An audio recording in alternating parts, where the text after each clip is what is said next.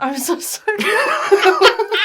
You looked at me so panicked. Like the second before we went live. And I was thinking proud of myself, I didn't cause the distraction. But as we're going live this time. I'm so sorry. Wait, no, I have an explanation.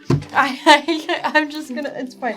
I just really quickly put on lip gloss during the intro, but I didn't realize, it must be like, have you ever had a plumper lip gloss? Oh, and it's like tingling. And it tingles?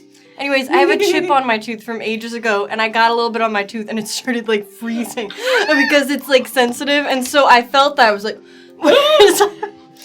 anyways, I just panicked. It's because my tooth suddenly was freezing cold. That sounds horrifying. Welcome back to Steers Through the Stars. I didn't cause the distraction this time. I hope that went on record. I'm clean. Listen, it was an unfamiliar experience in my body. Chip is an AI with a hot GF, says Link. I am AI. I rescind what I said before the intro. I'm sorry. And if you didn't watch the intro, then you missed it. I'm sorry about what I am. Sorry. I was laughing at Arcadis's comment. Chip is what the AI bros want. AI to date hot women while you don't. Oh my god. They're living vicariously through you. My name's Corey Rose, and GM. Let's go around and introduce our players and characters this way. Hi, I'm Marcus. I play Valia, the KL Operative Sniper. My fun fact for today is that Valia has taken to spending some free time trying to get a little bit better with art. So she's kind of sketching the like different plants and things she sees around the desert. There's not too many plants, but it's a lot of drawings of clams. It's just a lot of drawings. It's just portraits of clams, followed by a cactus. That'd be a little creepy. That's in a journal. The natural plant life of We're just kind of sketching some of the fun little plants and cacti and succulents and things that you see around the tumbleweeds. Desert. Yeah. Tumbleweeds. Hi, I'm Riley. I play Clementine, the Raxolite envoy. And fun fact about Clementine. One of the early missions that she went on back on the ring, she had to go undercover, being an intern at RAM, and she was really, really good at it. She was a great intern, and so good, in fact, that they tried to offer her a position full-time to hire her on, and she had to choose between the job or the job. Was it an actual debate in her mind? Was she like, I could use a 9 to 5? Not really, because then, that's less freedom from what she thought lorrying was going to be like. Turns out. With Clem's disposition and skill set, she would dominate the corporate world if she chose that path. She could be a CEO by now. Yeah. Girl boss. High-powered. You would so quickly become the person in charge, but nobody knows what they do. You're so confident about it. She'd have shoulder pads out to here. You'd be a corporate big fig. Oh my gosh. Take it away, Gary. Hey, it's me, your pal Gary. I play Aster, the Redacted Solarian, and a long time ago, Pokemon is canon to this universe. Did we? Yes. Okay. Kirby, you put the Pokemon cards in season 2. You I did do forgot that. about that. Yeah. So I was You thinking did this. about what Pokemon team Aster would have. I think his starter would for sure be Charizard. They both fly. They both do fire stuff. Aegislash. Wait, he's that's a starting with given. Charizard? Yes, actually. Say A level 1 Charizard. Say that again, Charizard. Hold on, because it's Charmander, so I'm making sure I heard the right Char. Charizard is what you said, right? Charizard. It's just the I disappeared. Charizard. I'm saying end game team here. With Charmander, Okay, he's it's not his DC buddy. Elite 4. He's his buddy. Aegislash for sure, of course. Yep. Aster loved that Doublade was a thing. I had to look up that episode again, and I went, "Oh, there's 2 of them!" In reference to the swords. I think he would have a Togekiss because he just want to fly with it, in the clouds and stuff. And It's a buddy cloud. Yes. I feel like he'd also have Lucario. Aster's kind of an honorable guy, noble, in the fray and everything. 2 more. I think Aster would have a Gyarados because he would have loved that Magikarp so much, and then one day it would have suddenly evolved, and he's like, "Oh, I didn't expect this." but he'd reap the benefits of having a Gyarados. Picture you having a deli bird too. just for fun. Yeah, just like a fun little Santa Claus silly bird. little guy. I just picture that being like your sixth one. He's the team mascot. We'll go with it. We'll go with it. Team Delibird. Did you say Kirby was a Pokemon? Because we said Pokemon and then you went Kirby. I think if he wanted to be, he could be. He legit could be. I think. He would be like Eevee. There are Pokemon that have like you give them different items and they take different forms. So absolutely. Kirby is just a Jigglypuff. Prove me wrong. I think Kirby's a Ditto. I'm receiving a lot of support on this, so I'm feeling more confident about my assertion. Hi. My name is Sully, and I play Chip, the galaxy's favorite little robot. Fun fact about Chip, Chip has taken to downloading many free little game applications. Arcadis waved off screen, and then you waved back but stared at me. Arcadis, I watched stick his hand up and wave after you went, "Hi, I'm Sully," and then you waved back. Hey, so this is the I'm not tone sure we're I setting really for put this that episode. together, to be It's honest. fine. I think it's just deeply ingrained into me. I'm not sure I was Because you got 100%. Pavloved. I wasn't present for that interaction. He's downloading little mobile games onto his tummy screen. Because what else are you gonna do with the free 20 minutes Wi-Fi hotspot that I conned out of Corey at the beginning of the season? Watch 10 minutes of ads every day. Yeah, exactly. Anyway, so one of those games would be found us. Of course, it's not the real one because they would probably not be free. But like a spin-off of Tetris, upon which he has the high score. Matter of fact, he has the high score on all of his mobile games.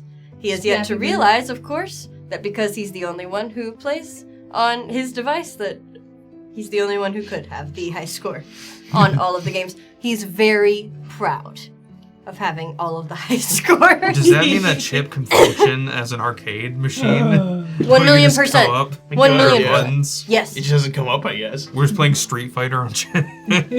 Dude! We just hold his hand and use his like fingers as like joysticks. I'm still caught up on the Arcadis waving at you. Like, how often does this happen? Where, like, off stream he waves at you, and you just wave back without You don't knowing. have to do this to me! My name is Corey, I'm your host and GM. My fun fact is that Rainy is single. And he's not even here. And that's for everyone. that's for anyone who wants that one. Listen. I say that we set them up while he's gone. That's what he's busy with. I say that we Convince set them up. We come back and he's on a blind date with Rainy. That's his intro. We convince Rainy to come with us back to the ring. Yes. That way we don't have to choose between bringing Doc with us or setting him up. Could you imagine next episode Logan comes in? It's like, okay, we're going to recap what Doc was up to. We all leave. The lights dim. You Yes! like Red in here. Yeah. Oh my gosh! Please, can we do that? This is the Please. late Valentine's episode. Oh my gosh! Please, can we do this? Such a good. What was I had Rainy say, like, Doc, I need you. Yeah. Yes. Make it happen. The thought of Doc, who is a very charismatic character, not knowing how to handle himself around a woman he has feelings for, this is a very fun aspect. Ma'am? Last week, the Balor met up with Chip and said, your body's almost ready. So him and the party all went to, got teleported to an area with the Balor after chopping off Cassandra Lee with Declan. The party realized that there's a town way out in Worm Country somewhere. He refused to point out where, but that this was the Balor's town that he once ruled over. And it seems to be populated with people who don't fully know that they're robots or not. He asked them, saying, can you please go in and save a couple of the people? There's an infection of some kind. Please bring me back one of their bodies so that I can make an antibody for it while I go in and break into somewhere so he can finish Chip's android body. The party does that. During the combat, Clem and Chip, both their little parasites in their head kind of seem to activate a bit, and they now have their own special abilities that are tied in with the Zeitgeist dimension. that they couldn't use too much because there's a lot of undead who are immune to just about everything that they could do. But who knows? Maybe more things will happen today. After the party handled all that, they got teleported back, but not before the Balor handed Doc and Valia payment for turning in Chad 15 and the Buzz. And that is where we are now. It is like 2 a.m. You guys are teleported back into the center of town. Hero point for Clem from George. It says Mamau. Thank you, George. Yoshi? Guess. The Queen of Hearts. No. Oh. Jack of Spades. You're close. There's a face card. I was not going to say that's close.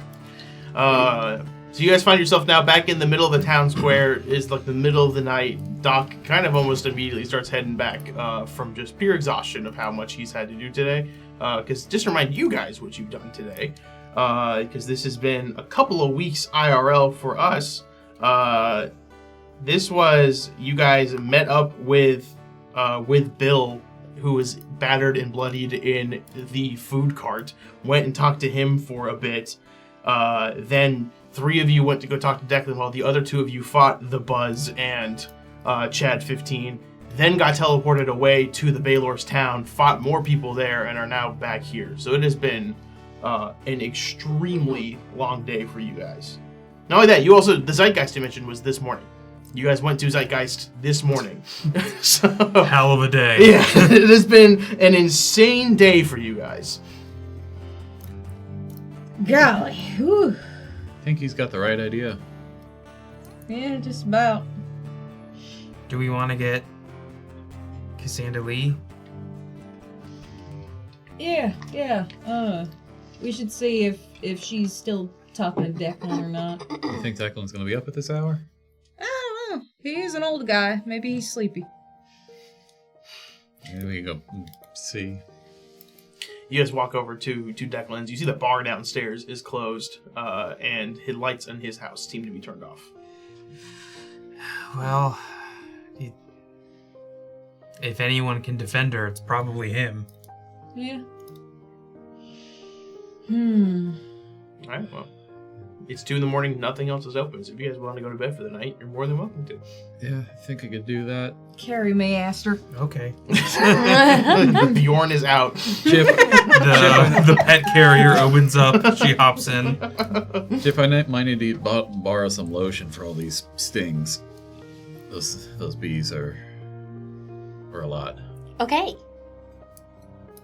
So his name was the Buzz, and there were Chad 15, 16 of them. They were kind of. I still am kind of confused what happened with them. And they just jumped you guys. Yeah, Well, like it kind of seemed like the 15 of them were just kind of appeared there. And I don't really know whether or not they were related to the Buzz, but yeah, he was just kind of there and making trouble, and he had a lot of bees. So many bees to just be carrying on you.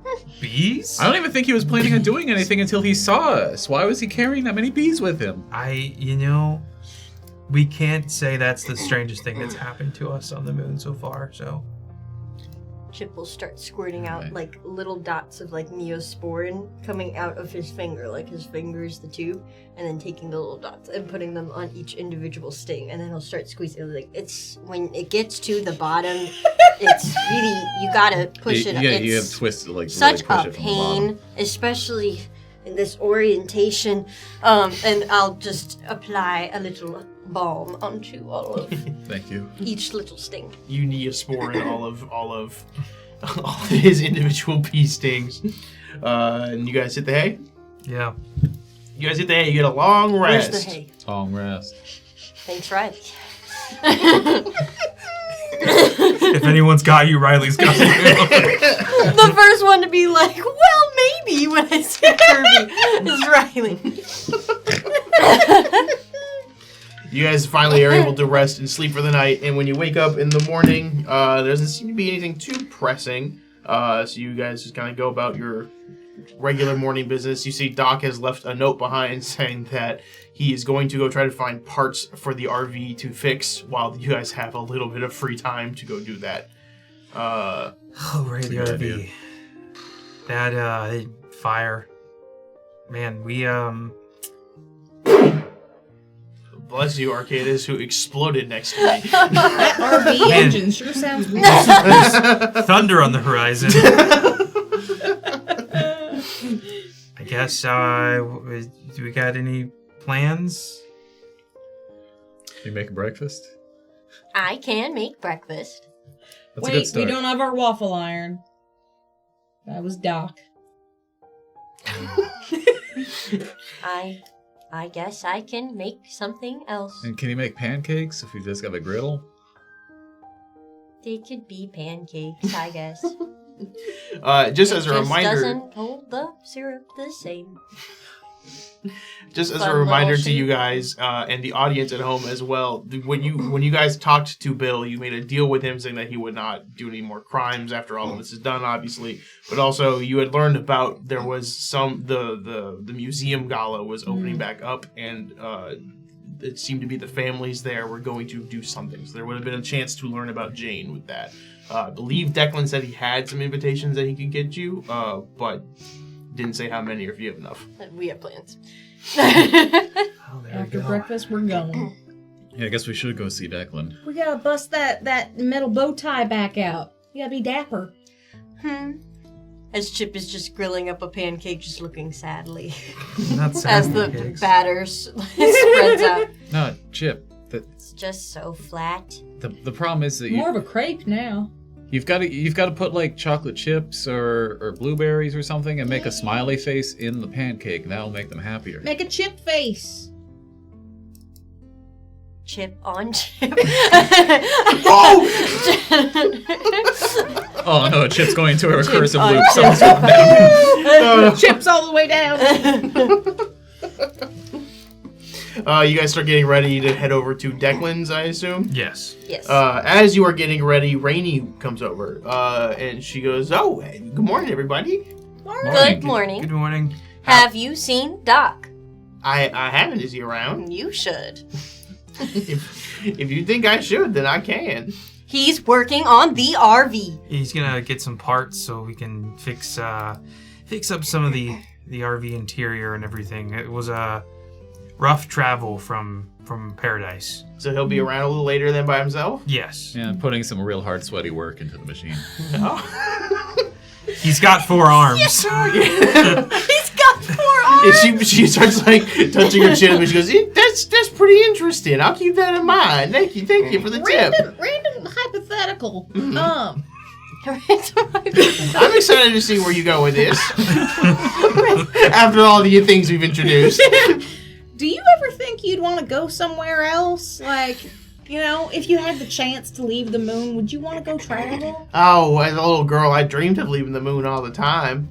But I don't know if I could now. I've set up such a community here. Do you have family members? No, not that I know of. My mom and pa died when I was 15, 16-ish, so it's been just me for a while. And you are single.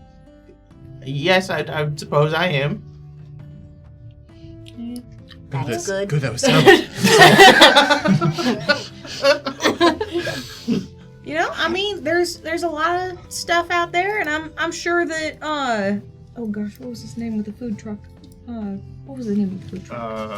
Ralphie? Ralphie? Yeah. Ralphie. I remember my own character's name. I'm sure that, you know, Ralphie, you know, you've probably shown the ropes with, like, looking after the community. And so, you know, if you ever were to take a vacation, I'm sure he'd be able to, you know, hold things together in your stead. I'm sure Ralphie probably could, but I don't even really want to leave that much. I like my home and the family that we've got around here. It's You know, it's that's- lovely. That's fair. And also, I'm the only one that knows how to make these incense. Nobody else does. That is fair. How did you learn to make these? Wow. Did someone teach you? I made it myself. I can't go into too much detail. That is my own little recipe here. Yeah, I but, don't, not trying to take up your turf or anything. I'm just curious. but that does remind me. There was, and she reaches around in her pockets a bit, and then she pulls out a little piece of, like a little notebook. And she writes down an address on it, and she goes, I think you guys might want to go talk to this fella here. And she hands it to one of you. His name is Perry. and he's kind of like my informant on anything interesting happening within the families. He runs like an enchanting magic shop. So and he does some stuff with the families. So Okay. He's a good guy. He's a good guy. He's A good guy. magic shop He's a magic shop. Yeah, he does. where people gather for magic. People would gather for magic here. I would say so. Oh, okay. How much cardboard did they have on stand? So much, and it's shiny too. Where is it located? Perhaps on an island or in a swamp? It's closer to a plains, I would say. Or I guess we're all in the wastes. That's a deep magic joke. I thought we were in the Color of desert. magic. All the colors. And that's a surface level magic. If they had any, Just my little understanding. what's his favorite flower by chance? He likes Wooberg is what he calls himself all the time. It's God. crazy. Could he show me how to pull a rabbit out of a hat? I think you're almost on our wavelength. When is the last time he's been to New York City? Has he ever heard of a Ninja Turtle? No, but he has heard of Iron Man. Anyway, criticisms aside. So he does some work with he works specifically with the Acumans every now and then, and I heard that from Ralphie that you guys are kind of looking for information on them. Yeah, we could use some intel. All right, so I recommend checking out his store. He's got some fun stuff, and it's a fun little section of town, a little touristy, but That sounds fun. I haven't been to a magic shop before. so that was it. Just want to come over, give you some help if you needed it. Thank you kindly. You want a pancake? Just looks over at like the burnt and bubbling like batter, and she goes, "Oh, I'm full, honey, but thank you though." It's easier to cook when the machine makes a beep to tell you to open it. Or flip it around. Can you not set a timer? For how long? Who can say? Yeah, touche, honestly. You see, the top is still wet. It's the bottom that's crispy. How are you gonna flip it? When does you flip it? Do you have a spatula? I summon my sword and just. That would cook it more than on that side. Wouldn't it? It's not on fire right now. There's I control reasons that. why one is better. Your logic on these confuse me, and your logic of your sword confuses me. Because that looks like it's pure light. It is. But it doesn't. I don't want to get in the nitty gritties of it right now. I've got other things to take care of. So you folks Like Doc. You folks have a great day. And I myself will have a great day. All right. Yeah, you will. Enjoy. And she walks back to her tent over yonder. Chip punches the air and goes, "Love." Oh man. Oh goodness. We gotta tell Logan to watch the episode back when he gets a chance. Clip it. No, Don't let him see it yet. You cannot let him tell him anything. He This is will one watch of it. the He always only watches times them. that he's not in chat. Like, Because his parents are in town, so he's busy hanging out with family. we're about to help him make a new family. Let's go. That's fast. So, if there's anything else you guys want to take care of, you're more than welcome to. Otherwise, you have a directive to go to. I think we're gonna head that way. Yeah, I'm ready. Yeah, let's just go forth. Is it on the way to Declan's, or out of the way, or after Declan's? It's a non-Euclidean city in my mind at this moment, so it can be on the way. Do you want to check in on Declan along the way just to make Watch your sure? step. That, The building's actively more. It's like an Escher painting.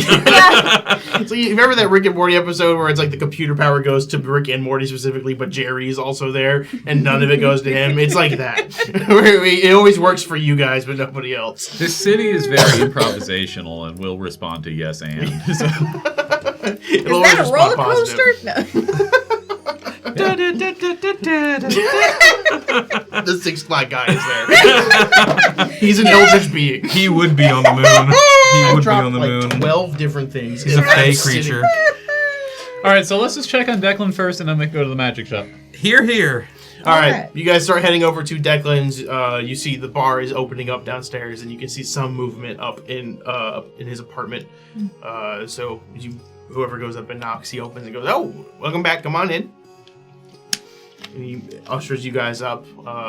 You see that on the small dining room table, he has Cassandra is sitting there, like kind of propped up on like a stack of cards, and so she can like project it at a more eye level when he's sitting down. Oh, did you get those from the magic shop? Not quite.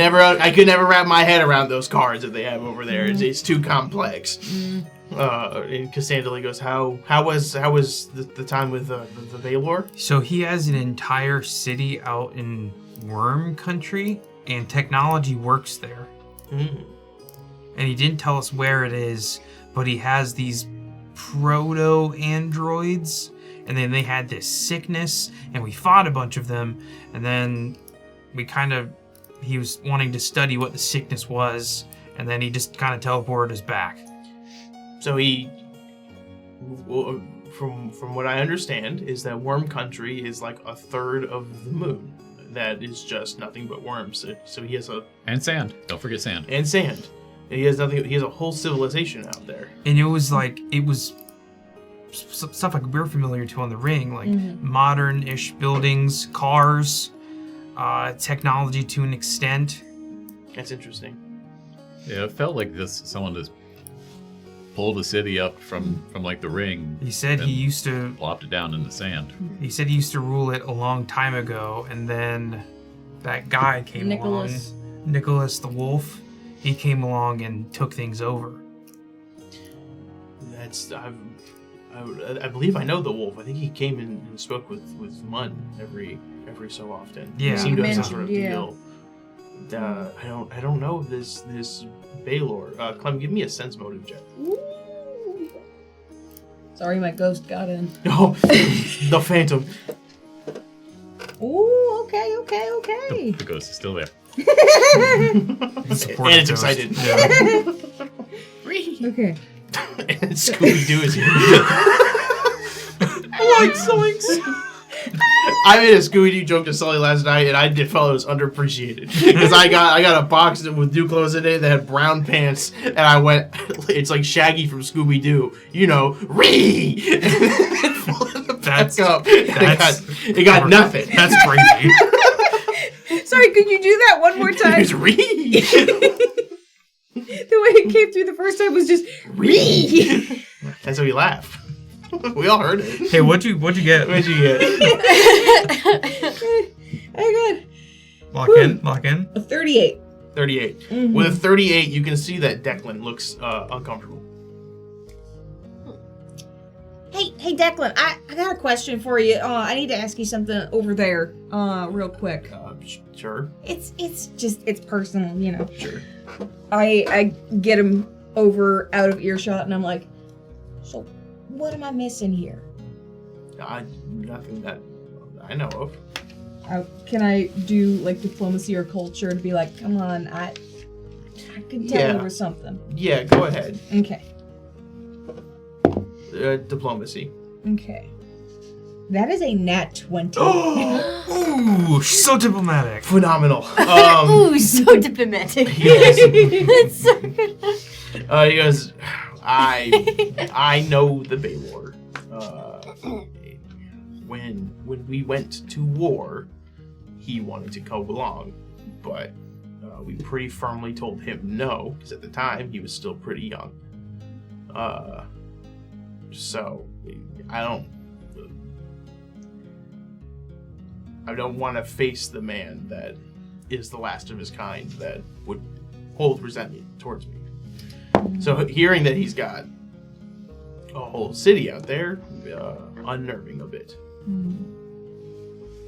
I see. But I hope he's well. Okay. Last time we talked about this, you said you had like heard of him. I mean, I've heard of him. Don't give me that. I do that all the time. Yeah, well, you know that there's some secrets that you want kept secret. Yeah, but this is important stuff. It wasn't at the time, now it is.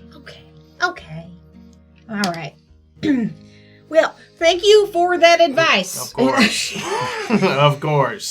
Yeah, so cause, one head cut off, and then they all rushed up and put a new head on him. And it's like, how many times do I have to decapitate you, guy? That's an illness from centuries ago that androids used to catch. This is a unknown virus. Oh.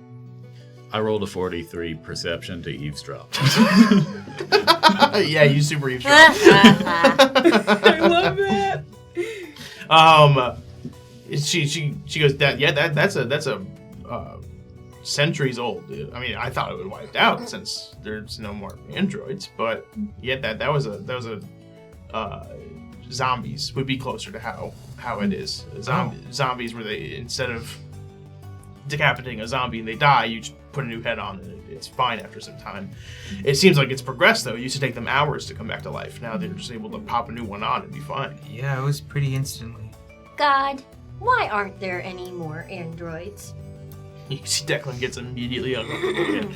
And she goes, I'm not sure. I've been stuck here for a while, but all the androids that were here left to go fight. No, you are God. Want to fight what? I am a god. Only like part of Triune, maybe there's like information that it's like in a different database. The other part knows? They might. I'm not sure, but it's hard to. I'm not even positive that we would fully know because that happened off. We were stuck on this moon as well when we were one. There were all androids. They went to go fight against the... They went to go fight against the corporations. Oh. And they all got wiped out. It seems so. Except for... Well, it's Balor is like... Well, he seems old, and then he's a leader of that city, but then so how did he survive? Kept up with himself. If you have a mechanical body, you just require upkeep. But I feel like he would have gone to fight with his people. He might have stayed back. I'm not sure. There was thousands of them, so I didn't talk to each individual one. I mean, Declan, do you know anything about this? Give a sense motive. I'm gonna use Sully picked this out and said, "This is yours." And I said, "Okay, I'll roll it." This is yours. Aren't you glad? I got a 9. A 9 on the die, and then let's see here. It's been a while. Only a 21. You don't see anything. He goes, no, I'm not sure. How much could you have failed by? If you had to say. What did you get total, you said? 21. A lot. Okay, never mind. It's okay. more than 5. I'm not the skill guy, unfortunately. Okay. I'm trying to help you. I'm not sure why. There was a lot of them, as far as I knew, all of them got on, so it could have been. Well, he seems pretty hell-bent on bringing him back, which I guess isn't... It's not inherently bad. It just depends on how he's doing it. Yeah, because, I wasn't there when you guys met for the first time, and obviously him pushing Chip's soul out of his body against his will isn't, that's not cool. But then he's helping Chip get a android body, so I don't know. It's odd. Maybe he regrets not going, and that's why he's extra, driven to bring his species back. When they went to this war, and did the androids all have, I guess, their own free will of sorts? Did they all individually want to go to the war? Yeah. They weren't made someone? No, they were all people that went to do it. And when an android is born, they're born at our level of consciousness and sense of self. They are more or less when they are entering into a new body, they are learning how to what's in this world and learning about it as itself. So it's they were all willing and consenting adults that signed up. So if whoever stayed behind, I'm not sure what their motivation would have been or why, but the ones that were here definitely wanted to fight. Oh. Well, kind of feel bad that they assumingly lost. It seems like they did. Corporations are still there, so. Yeah. Yeah, they are. I recall a lot of seemingly discarded androids in that same vision where Space Dad was exiting the premises. It was Jatambe with a bunch of dead androids. Mm-hmm.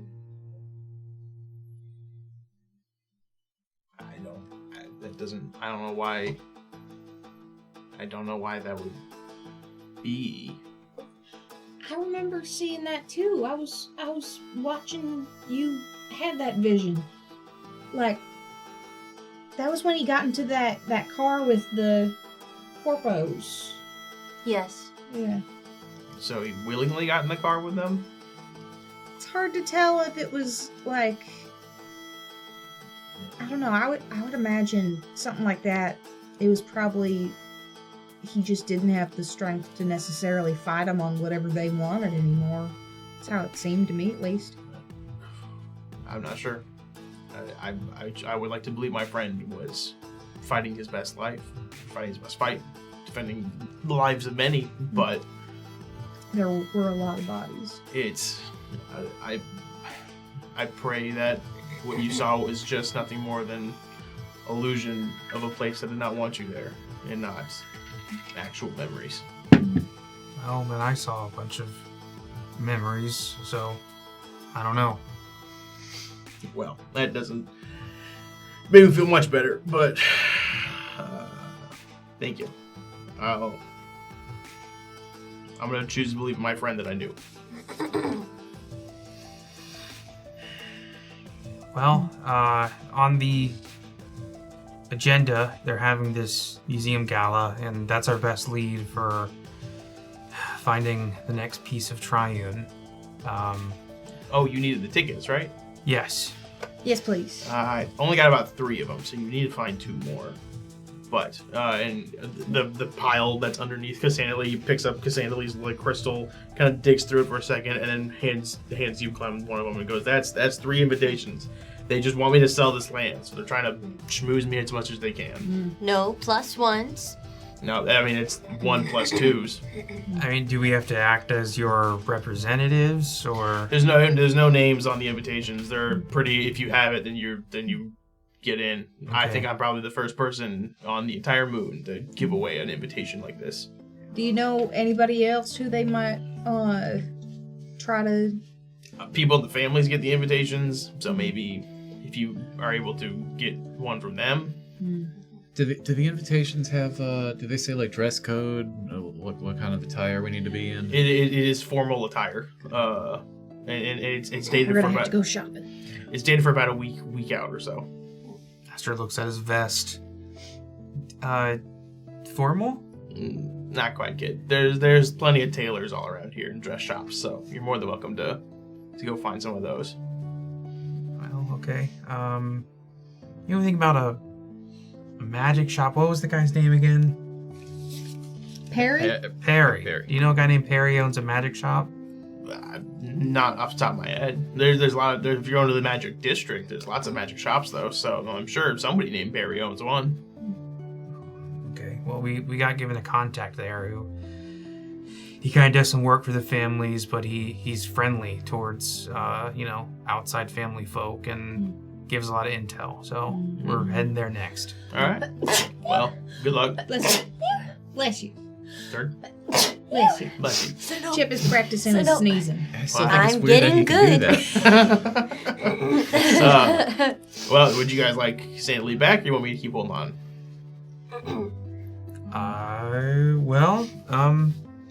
Cassandra Lee, do you have an opinion?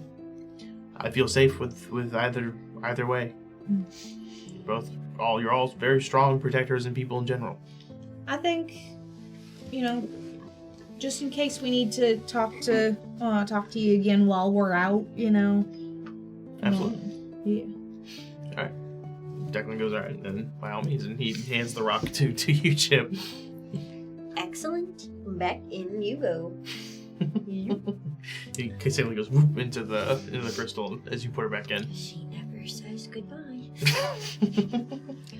I'm starting to understand the implications and limitations of my own god. That's horrifying. That's a scary thought to have, Chip. It is. You said it was such a positive Let's demeanor. go to the magic district. We had it bad. We didn't have our waffle maker. It kind of threw us all out of whack. I'm sorry. I'm sorry about that. He's a little depressed about having to try to make pancakes. Well, and hang on a second. And he goes through like all of his cabinets for a minute, and a very, very dusty one on the very top shelf he pulls off, and he goes, tech don't work no more, so if you would like it. I would Absolutely. I If you said- can figure out how to turn it on. kind of it's all bow a yours. little. I'm very... You hold your hand out like you're in Planet of the Apes. Declan goes,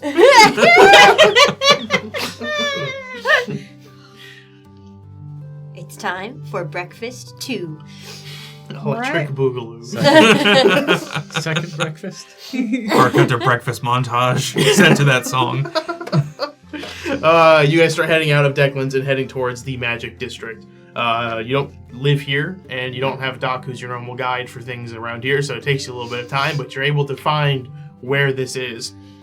This kind of street of the town is a lot different than the other ones. This one seems to have a lot more for sale signs out, like for items in shops, and as well as has like a little bit more whimsy. There's a lot more like magical things happening. Signs above the doors, instead of just being like carved into wood, have like little figures running around inside of the actual, like inside of the wood. Words glow with arcane magic. There's like a stuffed witch doll on a broom that's just flying around and circling like a couple of the buildings. And you see a little tag on the bottom of it that says the price. And there's just even like weapons. There's like magical weapon stores in here. And you see plenty of them like lining up against the windows. I'm imagining this looks like we walked out of like a desert normal town into like a town out of Whoville. Yeah, right. Kind of. As you guys are walking through, you see one man come out. He looks at you, Val. He goes, "Do you like weapons? You like weapons?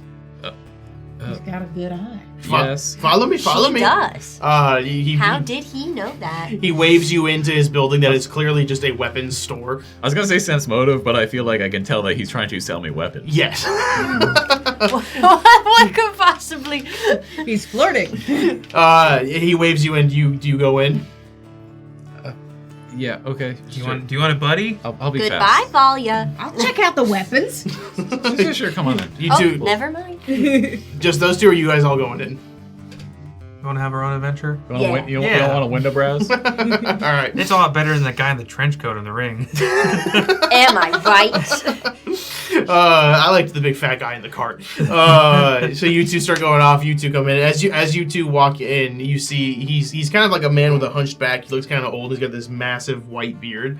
And he goes, come. He shuffles around to the back of the store behind the counter, and he looks at you two and he goes, guns? Melee? Guns. Definitely guns. Guns? Definitely I've got one gun. And he reaches behind him and pulls out a massive rifle and places it on the counter in front of you. This is you want to give me some sort of check? Let me look. You Then I'll are tell you. smarts. Use your eyes. Use your freaking brain, dude. Let me see. That would be. I'll give you profession, honestly, if you've got like. Oh yeah, I do have. For lorries. Yeah. Okay. That's 15 plus some math. I can do this math in my head, but I'm still calculating. 26. 26. This is a dusk rifle. It is a weapon that fires magical beams that are kind of centuries ago. Triune was a god that was worshipped. Their followers had the ability to shoot a magic beam out of just like whatever they cast from that is powered by Triune. This is a weapon designed to try to mimic that as best as it can. This is not literally using Triune's power, obviously, since you know the fate of Triune, but this is doing its best to replicate that. This costs, it has a little tag on it, and it says 36,500 credits. But this is a level 12 weapon that does 4d6 cold and electric damage. Wow. That's... How much damage did it do again? 4d6 cold and electric. And that's like the combined damage. Gotcha. Yep. I'm not there. I don't know why I'm asking. Rules clarifications are always good. And he goes, "This is a very nice weapon. You like?" It is very nice. I'm kind of... It's strange seeing magical weapons. I'm not really familiar with these kinds before. Oh, there's plenty of magic weapons. I'm afraid I'm gonna probably have to think about it right now. I just gotta... unfortunately, some kids ran away with a good bit of my money right now, so I don't have exactly this amount on me. But How much I know where your shop is, so I can come back if If it's here, I give. It's yours. How much did you get for what? From the bounties? Valia and Doc specifically Makes sense. got an amount that I will tell you in a second. Was it like 16,000? Somewhere around there. We said it in the secrets chat. It was 26,000 total. 26,000 total. So divide that by 2, 13,000. 13,000. Mm-hmm. That was already done.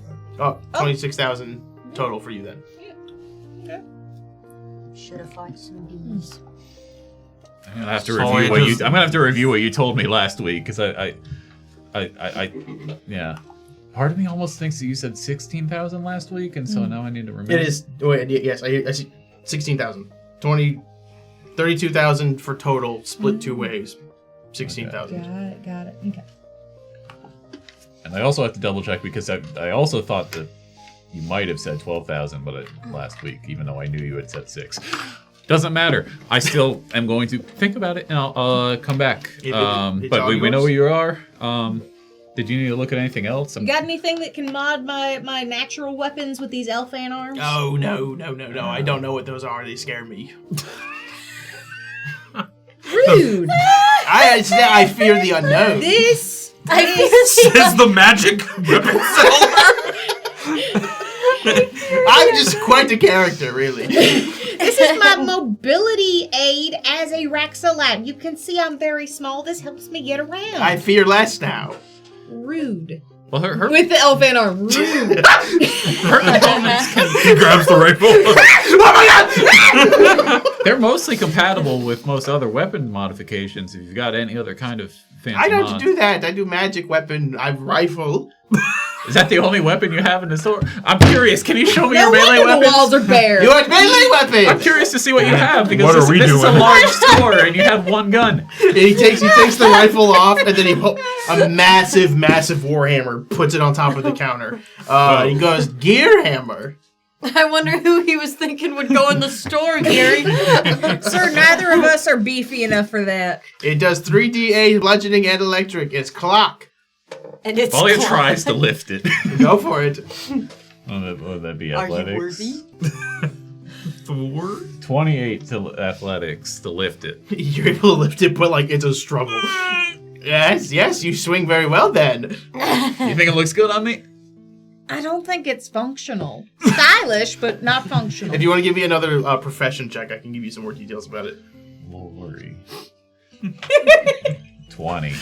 20. Alright, with a 20, you don't know this specific one, but you know generally with gear clockwork weapons is that it's not powered by actual electricity, but it really mimics it well by a combination of springs and magnets.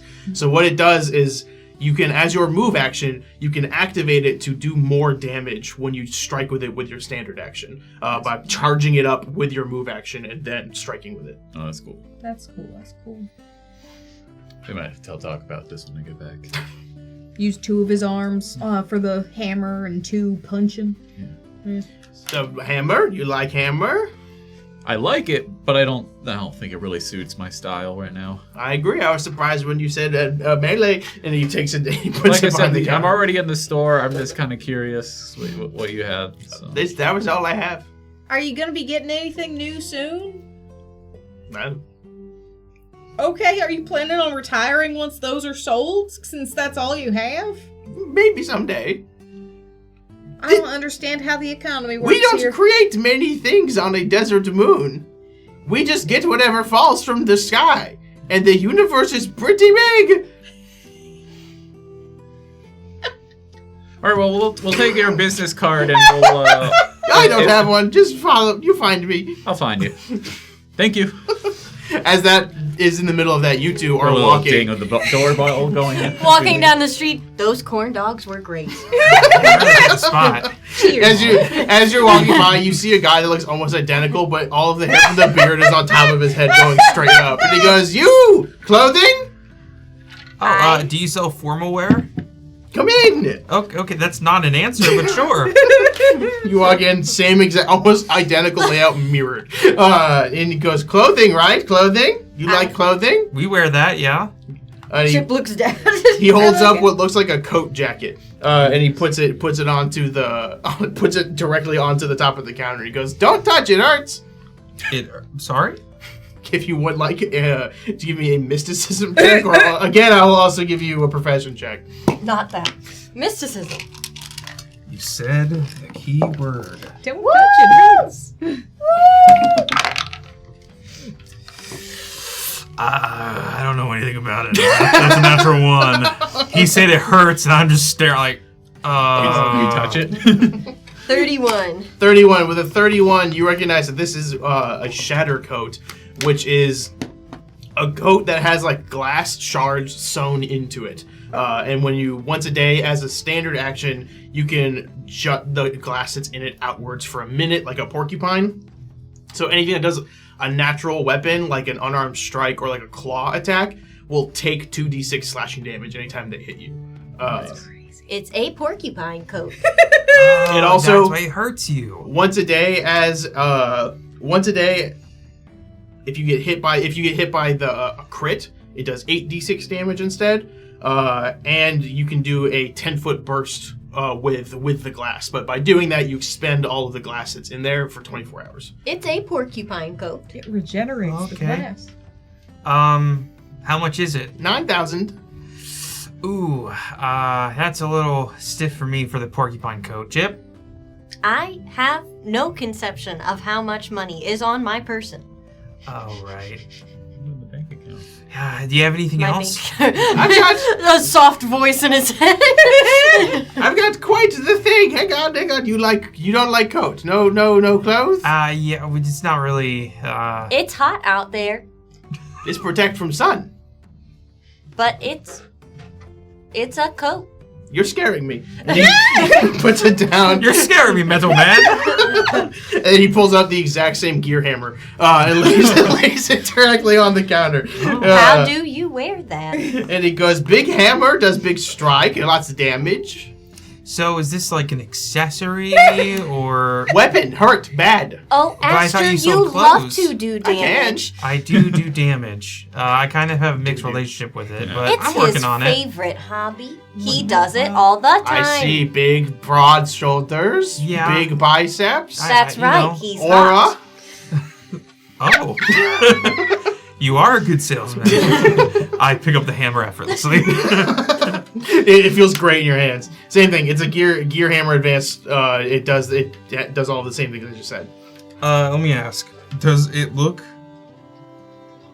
Potentially sad thing. Does it look like the hammer that Astra used at all when she summoned it? Or is it just a hammer? Astra had more like flourish around hers Yeah. and some points to it, but this is like just big piece of metal with a ton of gears behind it. But it is like similar-esque outline of it.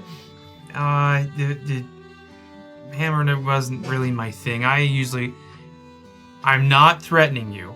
Just to be clear, I just want to show you my Just grip personal on the hammer. This is my personal weapon. You see this hilt thing? Yes. Again, I'm not threatening you. I Okay. activate the hilt. You shouldn't feel threatened. He pulls it back. Whoa. No, that's Yeah, wrong. this is my personal weapon that I use. Interesting. He drops the hammer. You don't hear it hit the ground. He goes, selling? No. Bye? Well, no. You are the store. I have money. He is offering to buy. But you are the store. Yes. We are not store. Pawn shop. Pawn shop. Do you need to call in an expert? No. I get it. That's clever. No, I buy and sell. I know. That's kind of my life. It's really too steampunk. That is not your aesthetic. This is fair. I've got glass coats made of fiberglass and gear hammer. What was your name? I don't have one. Would you like to one? be called any? No. Names have power. I don't give power. Oh, okay, sure. Hey, Chip, can I talk Unlike to you my evil twin brother Rodney. Chip, can I talk to you quick outside? Wait, I want to hear about Rodney. Maybe outside. We can Dragging him out. Sir, that is fascinating. We're getting away from this store. Rodney! As you drag Chip out, you guys all meet up outside. You've walked 10 feet apart. Clem, those burritos were really good. We met the strangest guy. Us too! Yeah. He has his evil twin. He had this, like, weird gear hammer. You turn to see the shop and it's gone. What is with these eldritch salesmen Aster on this rubs his movie? eyes. Are we back in the desert? Is this all a mirage? And you were there, and you were there, and you were there. I am He here. had a porcupine coat? Did Porcupine he have that? coat. Yeah. No! Oh. He had a rifle. Oh. Yeah. You see, our guy apparently sold apparel, but then he also had the gear hammer. He had Did the apparel one match coat. the hammer, though? Like, were they a good set together? No! It kind of clashed, honestly. It was a coat for the desert. I guess if it's a resale store, then you just get whatever they take. But... Next shop. Where's the cards? As you yell, Where's the cards shop? as you yell next shop, you look over to your side and you see that the address is outside on the little mailbox in front of the walkway, but there's no sign to the building where Perry seems to be. As you walk into this building, you see it has a ton of display cases all around. The flooring is wooden, but like warped in very weird ways, almost like they're puzzle pieces that are locking in together with curves that all perfectly align. There's like greenery and plant life in here along all of the walls, and each of the display cases in the center have like an ornateness to them, but all items inside don't seem like magical items on their own.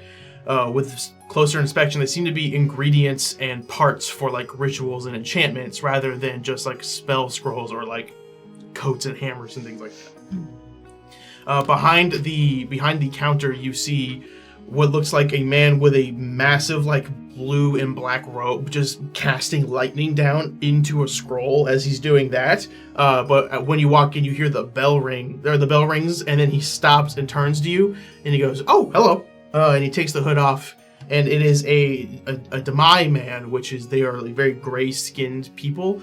Their home planet was destroyed like centuries and centuries and centuries ago. So they just kind of are like wandering people. And you see him turn to you and go, "Oh, hello. Are you looking for?" Are you Perry? Yes, I'm Perry. And he takes off the robe. You see he just has like regular clothes under there as he hangs it up on a hook on the wall. Sorry to interrupt your lightning, but Rainey sent us. Oh, Rainey sent you. Good. Did you? What was she looking for? Something for her incense, or? So, we're trying to look into something with the Acumen family. Ooh, okay. And she said that you've got a bit of an in there, and Yeah, I've got a good amount of information. Hang on 1 second. And he goes to the back and he goes, "Can you give me roughly 10 minutes or so? Then I'll be right back." We'll look around. Yeah, perfect. And he rushes to the back. And as you guys are looking around, we're also gonna take our 10-minute break. That was a clean segue. We'll be right back in about 10 minutes. Thank you guys so much for joining. I hope you enjoyed our shopping trip of 3 items. And we'll see you guys in a minute. Welcome back. The Secrets Between the Stars. We're back. My name's Corey. I'm your host and GM. Let's go around and introduce our players and characters. We'll start this way. that time of the show where I'm starting to think about what food am I gonna get after the show. My name's Sully. That's her introduction. My name's Sully. I play Chip, the galaxy's favorite little robot. I'm Gary. I play Aster, the redacted Solarian. I'm Riley, and I play Clementine, the Raxolite Envoy. I'm Marcus, and I play Valia, the KL operative sniper, and been distracted by the very pretty map that suddenly appeared on the screen. Oh, why is there a map? Don't worry about that. Hi, my name is Gordon Rose, GM. It's not a And fighting episode, it's shopping. yeah, there's no fighting. Not in this show. Shopping. You guys had your one episode that was just a conversation. We have to go to individual squares to examine the items. Yeah, that's what it is.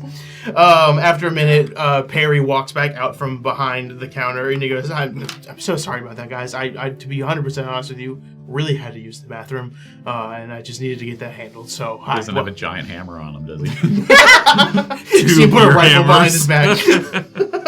And he goes, so Rainey sent you in for information on the Sense motive on the... Yeah, absolutely. Did he go potty? Number 1, number 2. Did he wash his hands? That these all require separate checks. 33. Then let's roll. Yeah. Then let's roll. Then Okay, we'll roll. 33 for... For just like checking if it seems like he was doing something suspicious. Okay. Going out. He definitely seems like he was using the bathroom. Okay. From the fact that you also, thinking back on it now, you didn't really pay attention to it at the time, you could hear a flushing toilet. Riley's doing number 1 or number 2. You're doing. I I was gonna do did he wash his hands? Oh, you're doing did he wash his You hands? just have to roll a d4 and divide it. I'll do did he flush? Did he flush? Okay, I'll I do heard a number 1 or flush. number 2. Okay, so you three go ahead. I have I that. rolled a 2, so that's a 21. Okay, and if you wash his hands, it's so unclear. It could be. I can't even see his hands. I hate It's that behind answer. the counters. I got a 27 total. 27, and you were if he flushed. 27, you're pretty sure he flushed. You're Okay. not. You can't be like 1,000% sure, but you're pretty sure he flushed. Valia, you definitely flushed. A 35 for number 1 or number 2. Number 2, he was in there for 10 minutes. And we're not certain if he washed his hands? Can we tell if he recently took his shirt off?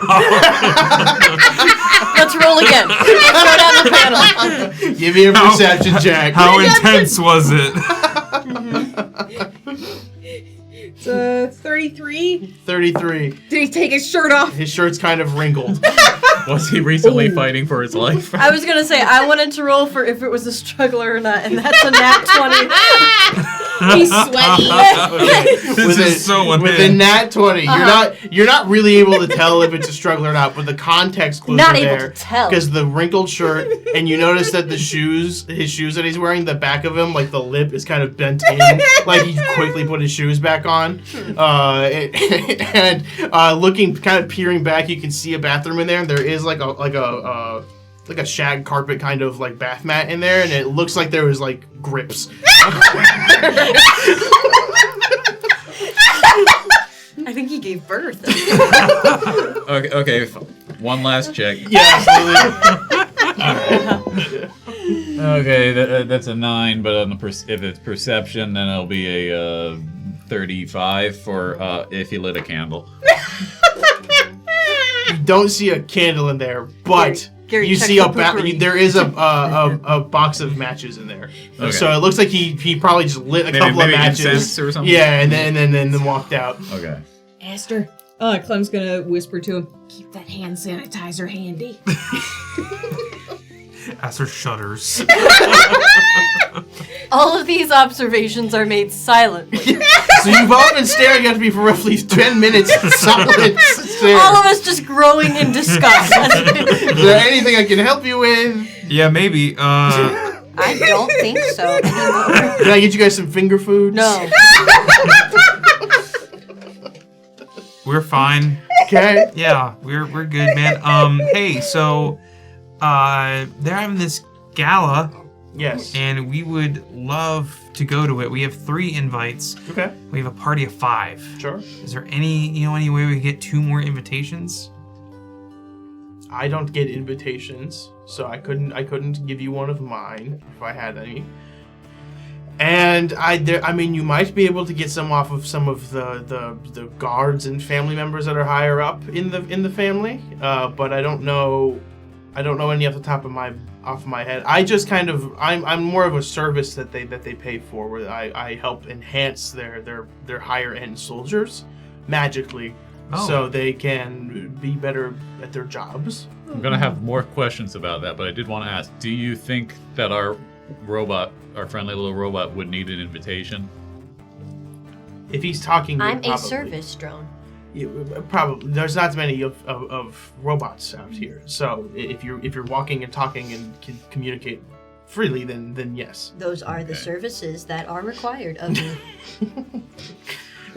They have had to get invites for service dogs and spiders as well. So this is not far off. The service dog needs an invite. It's pretty crazy. Okay, so tell us about the Problematic. types of things that you've done for you said they're mercenaries. So it's not. I guess they're mercenaries that they hire, but they are hired to be guards. And so I enchant them. It is technically legally a curse, but they are paying for it, and it's a curse that I know how to break. Where they are any type of species, really, and they are transformed into almost hybrids of animals. Some are like cheetahs for speed. No, some dude. are like elephants for their size and their strength, kind of things like that. How far, assuming their regular species and then the animal species, if Sure. it was like a spectrum, where do they end up landing in that spectrum? Often in the middle, but a little more closer towards the animal. Is this like a If there was a book cover, Sure. showing their progression? Yes, and if theoretically two people earlier talked about mentioning animorphs, this would be relative to that context of why that conversation came up. Spanimorphs, you mean? Spanimorphs, yes. Yes. Well, no, the animorphs do go to space at the end of the series. That's a real fact. It's a historical text. They go to space and go to war. And one of the kids dies in the book. It's weird. Spoilers. Yeah, I didn't say the name. I didn't even say the gender of the kid. Checkmate. Arcadis did! Are there any kind of guards that you know that would be willing to pass along their invitations? Someone who comes in here? Probably not the ones that come to me because they are being actively cursed, and so those ones are pretty loyal to the family. So are they like the special forces of them? Like, is every soldier of theirs gets this, or select few? It's select few, like the ones that are willing, the ones that offer it, and those are often the ones that have what's the saying? Drinking the Kool-Aid, so to say. They're fully acclimated into the world of this family. Are these people who have had this curse placed upon them permanent? Well, always in this state of half animal, half... Yes, they're there until their time is done working there, and then they as part of it they get a better raise. They paid more because they're doing more dangerous things and needed this to be toughened up. But part of that deal and contract is that they come back when they are done working for them, whether it be retirement or quitting or being let go. They come back to me. I break the curse, so they go back to their regular forms. It takes 20 minutes or so to do it. It's a full ritual. And So what makes it legally a curse? Like, are there bad side effects? so this was a thing that was placed on people when they used to go to like sarcophaguses and things like that they would open it up and something would come out and go, curse upon you, blah, and they would curse it. Over the decades, we've learned how to control those curses and pull them on in so that we can weaponize them, I guess, to an extent. They're using them as weapons for sure, but some people just want to be like, hey, you just want to be part of an elephant. I'm not going to say no. It's your life. Do you think maybe that was something that was there at Timur's base when you became a bird and I became a frog? Maybe, but it wore off pretty fast. I don't think that would be a curse. It could have been in like the beginnings of a curse. Curses and are you from off planet, I assume? Yeah, off the moon. Yeah, so it's often curses and science kind of go hand in hand more often than you would expect. So that could have been like the basis of it, but if it wore off, it's definitely not a curse. Do you think that a curse like this could be weaponized? Like, could you put it into like a dart or something that a robot could fire that could like turn people into like ants or something, or like make them into like a mouse? I suppose anything is possible. There is like the polymorph spell that could be cast to turn something into something else. But that requires a lot of high magic, and he's eyeing you, who has the needle hand gun. And he goes, it requires a lot of high-end magic, and it would require somebody who is both skilled in high-end magic and weaponry to create that. Wow. I don't have a way of doing that. That's crazy. But there would be no guarantee that even if the needle was to hit, then that they would become the mouse immediately. That's fair. Yeah, sorry, we're off the moon, so we're not particularly familiar with magic. Oh, good. Do you know Patty lives over in Paradise? No, I do not. Wasn't sure if there was like wizard conventions or something. I'm not really a wizard. I'm a sorcerer, enchanter, so more along those lines. Any spell I cast takes time to cast. It is not an immediate. I cannot cast like a lightning bolt or something like that. It is just Like how much time? roughly 15 to 20 minutes. So you were standing there like that, waiting for the lightning to start before we came in? Yeah, I know. The lightning was going for about 15 or 20 minutes. Oh, okay.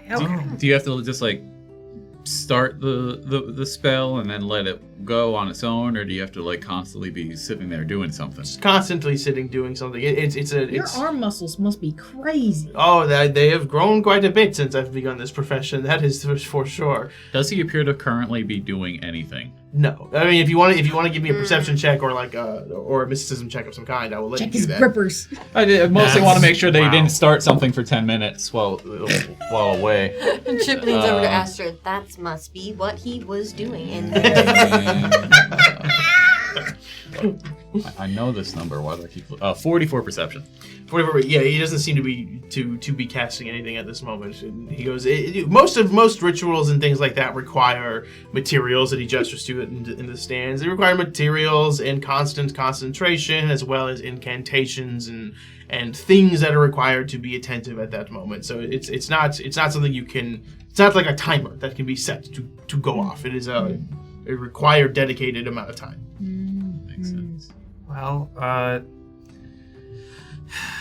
we can't get into too many details, but we really need to get into that gala. And if there's any other information you can provide us, Rainey said you were a trustworthy source, and we need your help. Well, there is something that might be of interest to you and as he's saying that, Valia, make me a perception check.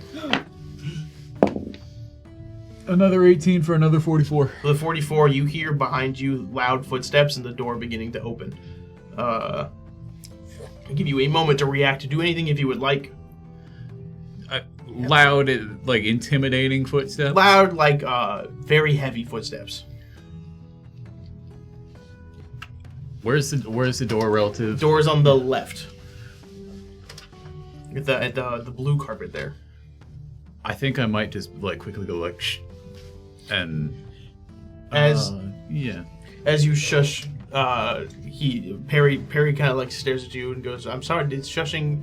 I was giving you." And as the door opens, two rhino men walk in, and one looks directly at Perry and goes, "Ah, I knew you wouldn't stop telling people things if we told you anything." And then the second one goes, "I never trusted you to begin with." And he looks at you four and he goes, "You four, the families have had their eyes on you. And it's looking like you know a little too much." As you see these two rhino men reach for rifles on their back, I need everyone to roll me some initiatives. I get the thumbnail now. This is the thumbnail. When he was describing the animal thing, I was sitting here like, and I looked over at Sully like,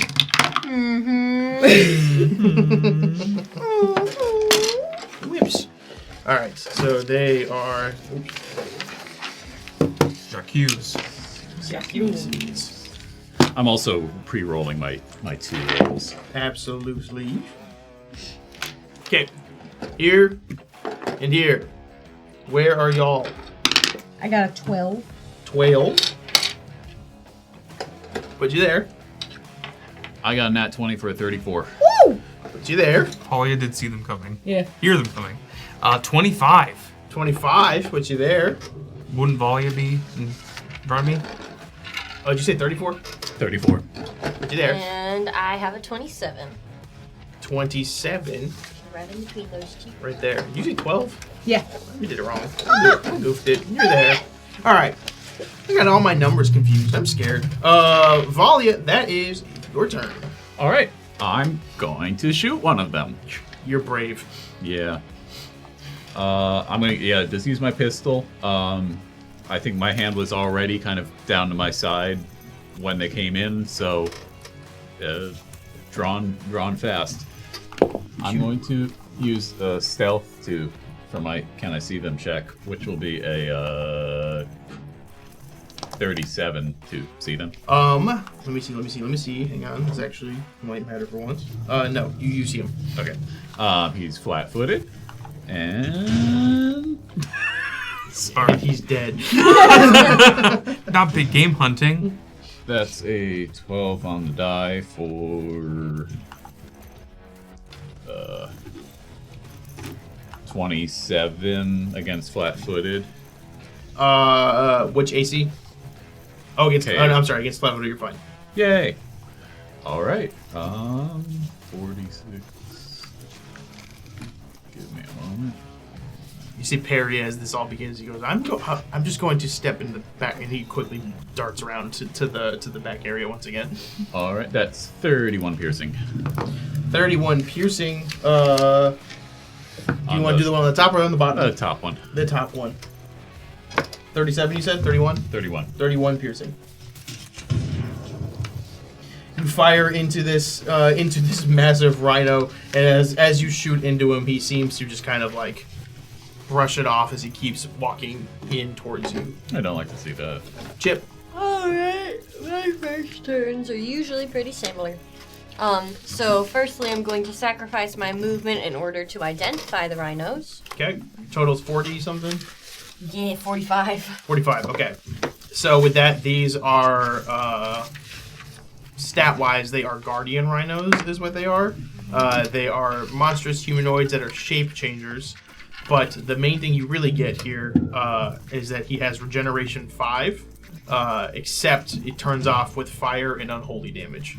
Turns off, what do you mean? So if you do fire damage to him, then he can't regenerate at the beginning of his turn. Anytime you do that type of damage to him, it turns off that regeneration for a turn. Okay.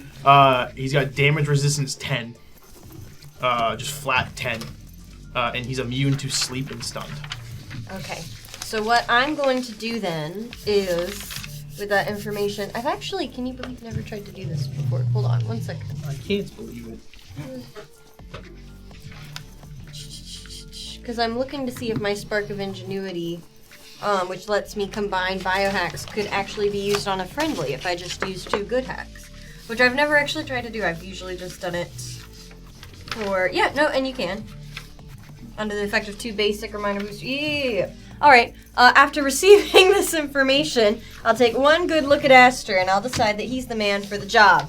As I narrow in and you would feel a ping right between your eyeballs. As you hear a shout from the other side of the room, you got this! You are going to be under the effect of 2 different boosters, which will be, since this is going to be a really good fight for you, sir. You're going to have a +1 to your AC, and you are going to, because you're going to get up in there. You go get them. You go get them. That's my line. Oh, no! That's my line! And then, where's the thing that I'm looking for? Come back here. Get back here. Get back in your house. Logan's in his house currently. Yeah. Oh, he got back in his house. That's why he's not here. Oh, you're right. Come back here. Rest in peace. May he rest easy. Dog's gonna be resting easy. He ain't gonna be resting, I'll tell you that. Yes, and then just for fun, so that you can get, well, because you don't really use resolve points, do you? Sometimes. Sometimes, then you can have the resolve point one. That's what you can get with it. The 25% chance to not expend it. That, or I could give you 10-foot speed boost. If you'd prefer that. I'll take the speed boost. Okay, there's a little pole at the bottom of this syringe that flies down like a flag. It says, check, yes, A, B, A, B, C, D. That's my turn. You scan the Rhino Man, and then you juice up your friend Right. Aster. This will last for a stupid number of turns, like the 10 Okay. All right. With 10 turns of adrenaline in Yep. you, that is your turn. Speaking of making super soldiers, Aster's juiced up. Here, I'm going to spend a resolve point for an extra move action. Okay. So I'm going to use that move action to activate Plasma Sheath. And you roll to see if you even use the result point. Well, I got the extra movement. Instead, he's going to do extra movement. Yeah. He wanted to be fast. I want it to be fast. I understand. So Aster draws his hilt. The hilt instantaneously ignites in flame as well as light, and then I'm gonna make my way to the bottom of the most south one. Okay. Get right up next to him, and then I'm gonna make a slash against him with my flaming blade. Flaming blade. I hear the readout of them. How fire damage could be a little bit effective. So Aster's gonna have a good time with this. I need to actually roll to see what I do. If I do it, That's the whole point of this game. I hit him. What do you mean? I hit him. I said I hit him. That's a 14 on the die plus a lot. That's gonna be 33. 33 will hit. 33 will hit. And then I will use this roll because I accidentally did this first, wrong order. So 51 fire damage as I just, with increased speed, run up to this guy and slash through him and get to his side. You slash through. You see that fire seems to react on his skin as it pulses. As where you are cutting him seems to tighten up for a bit as that flame is leaving his body. And he goes, "Ooh, that kind of did not feel good." That's the point. Clem. All right. First thing I'm gonna do, I am going to use get 'em. I'm gonna just do a gasp. Get him! I'm gonna say, stay on your toes, stay sharp, and let's get these guys. Take care of them real quick. And I'm gonna use a resolve point, so it's every enemy in the area. And then I am going to use one of my 3-a-days, thanks to this parasite. And I am going to do id insinuation. So it's gotta make a will save. Okay. What is the DC? I don't think you said. It should be at the top of the first page. It should be 10 plus the spell level plus your main modifier. Okay. And what's the spell level? I didn't write it down for you either, did I? Nope. Hang on. Is it your 3-a-day or your 1-a-day? 3-a-day. Your 3-a-day? Mine was a 3rd level if they're It's probably that. Let me see, double check really quick. Yeah, 3rd level. Okay. So 10 plus 3 plus her main stat. Yes. your main So modifier. charisma, yeah. So that becomes 19. 19. So 19 will save. Yes. Are you targeting the one Aster's next to or the one that Valia shot at? I'm gonna target the one Valia shot at. Okay. Will save. Pretty good at that. That's a natural 20. Oh, how dare he! So sorry. As you cast a spell, he's able to kind of like warp it around his mind. He goes, no, we don't do that.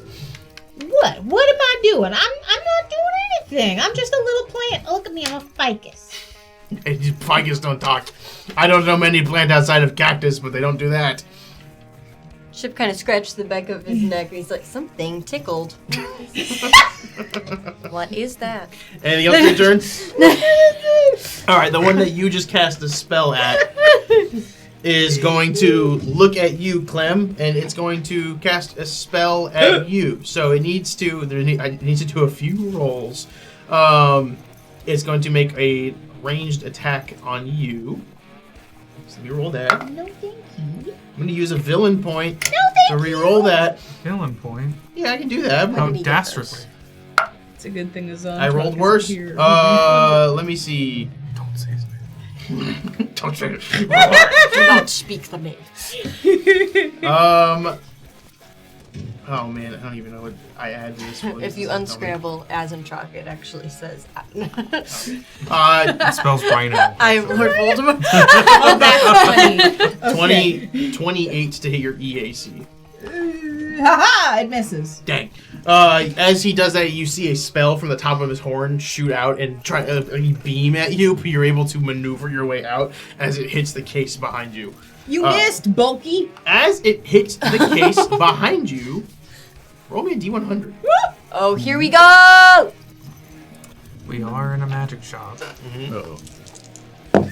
Just fireball. We all die. Boom. That is a 36. Roll me a D20. Okay. Rolling. 16. I'm a 16. green mid. These magic ingredients hit you on the back of your head from the case like blowing up for a moment, and you feel that there's some sort of effect happening as they're combining around you. You are taking a -2 penalty to both of your ACs for 1 minute. 1 minute. For 1 minute. Damn. So, the fight. The fight. Holy Oh cow. no. Totally right. Yeah, this one is going to actually move up towards Clement. 5, 10, 15, 20, 25, 30 is where he can get. No, thank you. Don't you worry about it. That is the one right next to Aster, and he goes, You came right to me. I don't even gotta go to you. That's excellent. As he's going to make a multi-attack on you. Okay. Let me see. I get a +1 to both my ACs? Yes. Excellent. Mm-hmm. From my friendship. From friendship! My friendship and my friendship. Okay. And my friendship, and my friendship. So the lowest one to hit you, I don't think will hit. 26 to hit. Nope. The second lowest one to hit you, 27 to hit. Nope. Okay. Oh, bitch, so wet. Third lowest one to hit you, 31 to hit. That would hit if not for my friendship. So one of these will hit then. Let's go. Because that is a 36 total. Yep. Okay. You see his hands that are just massive like logs. He just all four. It looks like he is Doc with how fast he is moving. There are 4 hits coming at you. You're able to, when training with Doc, are able to dodge 3 of them. But the last one does catch you by surprise, which is a total of 34 bludgeoning damage. Okay. As you get socked in the stomach from a rhinoceros. Okay, I felt that. Yeah. Okay. Valia. Okay. I activate my Trap card. swift circuit in my armor Okay. to give me haste. Very nice. I will use that haste to run around the back of the what you call it? Of the counter. Yeah, the counter, and I'm gonna climb up that ladder Okay. to get up to the top. And yeah, I'll go a little bit north to the top. Yeah, perfect. Right up there. And now I'm gonna do my regular full action, and I'm gonna shoot the guy who's coming up to Clem. Are you doing a full action after you did your move? That's what haste is for. Right, you did that. You almost had me. Yeah. You almost had me. I You're playing the planned game. for this. That's a 19 to see him. I definitely see him. Yes. Oh, on the dice. I thought you went total. Yeah. I was like, that's not like yeah, you. A 19 on the die. Yeah. Stand by. Stand by. He's thinking. He's seeing. He's looking. And it's a 7 on the die, and I know that's probably not going to do anything. You got get him +2. Okay, yeah, I mean, I'm pretty sure the math didn't work that way, but let's see. If it's against flat-footed, 15 plus 7. Wait, what? Yeah, 22 against flat-footed and get him. So I guess, so get him's +2. So 24 against flat-footed, but KAC. 24 will not hit. Yep. But hold on, I think I can do the thing. Yeah, so if it's a 19 for a 27, a ma'am. And the amount of acknowledgments. So would a 40 for my seeing him check? Would a 46 be 10 over or Yes. more? Okay. So instead, I miss my actual shot, and in doing so,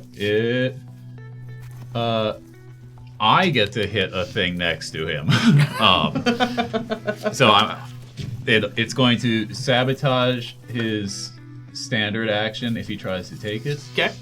And I'm gonna say it hits a thing, whether or not you let it hit a thing. But Okay. that's what my story is that it you know, I'll let you hit something an actual only thing when it missed comes him. up. Anything else? No, that's it. Chip. All right. I would also like to activate my 3 times a day. Because I would like to, since we know that their regen turns off for fire damage, I'd like to take this fight one at a time. So on the one that is coming up to Clem, I would like to, tapping into my parasite, as Chip kind of scratches the back of his neck, he kind of pricks his finger on one specific part as he feels a sort of jolt, and accidentally, rather, casts Void Whispers. The target's mind is flooded with elder mysteries from the dark between the stars, galaxies, and dimensions. You could say he's thinking of the secrets between the stars. The target must attempt a will save. Okay. This is the one coming at Clem? Yes. Okay. Do bad. It'll be fun. I got I didn't have 36. to get... What the heck, man? 36? 36. How I'm are you rolling supposed to extremely well, compete? and I'll tell you now, Will is his best one. Okay, well, okay, but never mind. They then. turned themselves into rhinoceroses. They're chock full of will. Yeah. They have an indomitable human spirit. Well, bye. Indomitable rhino spirit. It's a standard action to do that. Okay, so you want to I move or could- anything or no? Sure, I guess I'll go over look at the jelly beans in the other counter. Don't eat those. You're looking at all the cool little Yeah. icons. I'll be in like the center of the one that I passed on the way, so that I can still be around this guy. I Okay. guess. Perfect. You try to cast the spell, but he again waves off anything that's going towards his mind. And he goes, "No, don't do that." Aster. Aster's gonna return a full attack for a full attack. Fair's fair. Fair is Trades. fair. That probably hits. That is a that's another 33. We'll hit. That's even higher with a 19 on the die. Yeah, we'll hit. Yes. Excellent. So Aster's gonna get up from his gut punch. Okay, alright. Why do you always gotta, like, people always gotta come in and be like, we've had enough of you, you know too much, and then we're gonna kill you, and I don't wanna fight you, man. Like, is your job worth this? I'm a rhino. I've got no other choice. But you're a rhino man. Yes, I was made into a rhino to do this. Oh, okay, so you're fully dedicated. Yes. Okay, I there's... chose to do this. Okay, no prisoners then. And Aster unleashes an onslaught of attacks. The first one does 63 fire damage. Woo! And the next one does 58 fire damage for a total of 121 fire damage. My goodness, he definitely didn't like that. He's still standing. Aster's going to aim for both of his arms as he slashes against them, trying to weaken him a bit with fire. Trying to disarm him. You do that, and he starts like flailing back from all the flames. He's looking pretty rough, but he's still standing. He's got very thick skin. Clem, that is your turn. First thing I'm gonna do is I am going to sow discontent on this guy. I'm gonna be like, oh, don't do that, don't do that. Well, you know what your buddy does? He takes bribes. We've been one step ahead of you this whole time, buckaroo. And so then I need to do bluff versus his sense motive or whatever the DC you had set Yep. is. So bluff. Which one are you doing it to? The one closer to me. Gotcha.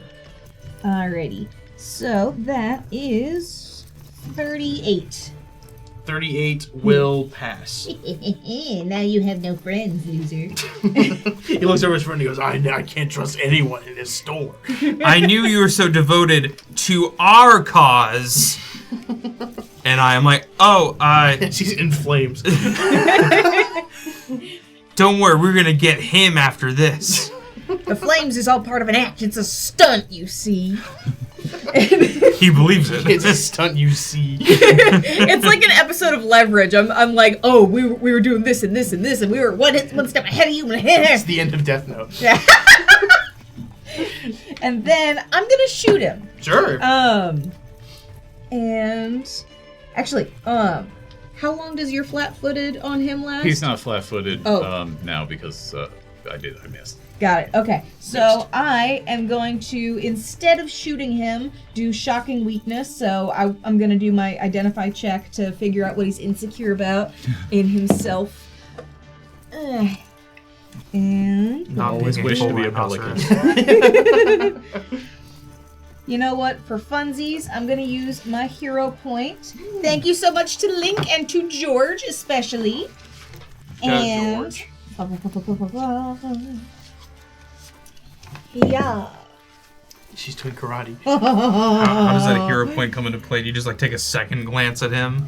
Yeah, I'm gonna be like, it's probably his horn isn't big enough or something. And then As you're looking at him, you can see that red thing that's popping out of Aster's ear is popping out of his like rhino ear, and it's almost like it looks like you can meld and see his own thoughts and feelings again. because I got a nat 20 on that second roll. Ooh. Thank you very much, Lincoln George. Lincoln George, Lincoln George! our president. That's one of my favorite bands. So, what is he most insecure about in himself? He is insecure with his masculinity. Who would have thought? She's supposed to get something that we don't already know from the. Yeah. You know, sometimes they just wear it on their sleeve. You know. So it is horn size. Yeah. I'm gonna be like, oh, did you pick a rhino because you're trying to compensate for something, buddy? And I'm gonna do like this really exaggerated gesture, and the other rhino is also gonna hear me because they both are the same species at the moment, and so both of them are gonna be affected by this. You see, they both go, and like steam shoots out of their nose. Both of them. That's how it works if there's Just two multiple of the dude same bros. species. You got a collateral. Yeah. Two and Andrew Tate so- listeners. So they are flat-footed until the start of my next turn. Okay. So, yes, that is the end of my turn. All right. At the end of your turn, the one that's directly in front of you looks down at you, and it just goes. I don't like you even a little bit. As A little bit. he is going to take 2 steps forward, so he's directly in front of you. Step back. And then he is going to he's gonna cast a spell on you again. So this is a standard I'm action. gonna get an Okay. opportunity attack with my Elfan arms because he's casting a spell. As you try to pierce into him, but his hide is so thick that he does not provoke attacks of opportunities whenever he casts a spell. But in that motion of trying to cast a spell, he knocks over one of the potions I misplaced or displaced with my bad shot, and he takes 18 damage. 18 damage. All right, and because he did that, go ahead and roll me a d100. Okay. Let's go. Here we go. 15. 15, and then roll me a d20. 6. 6. Where he's standing, the room has like ambient noise, but as well as just a lot of crashing and things moving around. As he's standing there, that thing knocks over, and where he is standing at Clemens is completely silent, as there is now a sphere of silence around them for 1 minute. It's a 30-foot sphere of my silence. only weakness. As he looks down at you. Oh, no. So that's most of the store. Yes, as is, a lot of the store has just suddenly gone silent. Luckily, we heard the things you had to shout. As he, let me see. This That was does not his- require. This does not require him to talk. That is what I was checking. So he is going to look down at you, Clem, and from the top of his horn again, you see another beam glowing as it fires down at you. That is a 34 to hit. Okay, so this spell hits you, and you feel similar to how there was that like spell that just kind of gives you an aneurysm. It is like that, except it is your entire brain, and you feel like your skull is squeezing into your actual brain itself. And you should make me a fortitude saving throw. Oh no! That's not what I'm good at. Oh no! That's not what she's good at. Oh man. And I think I'm all out of hero points because I think I used the one from Colby and the Hype Train last episode. Oh no. What's your total? 7. Um, It's a total of 7. Oh my. Total 7 is a complete and total failure, as you take 65 damage as you feel your skull beginning to crush into your brain. And you feel like blood vessels popping in your brain. You feel like your eyes are bulging out of your head for a moment. But you're able You said to... 65? 65, as you are kind of able to recoup yourself once again. And are just kind of staring up at this massive, massive rhino staring down at you got hit by retirement age. The rhino next to you, Aster, Me. looks at you and goes, and you see his body begin to shift and change and grow as what he was a part man, part rhino. He is now becoming just full rhino. His size increases to 10. He is massive in front of you, and he is going to do a multi-attack on you one more time. Okay.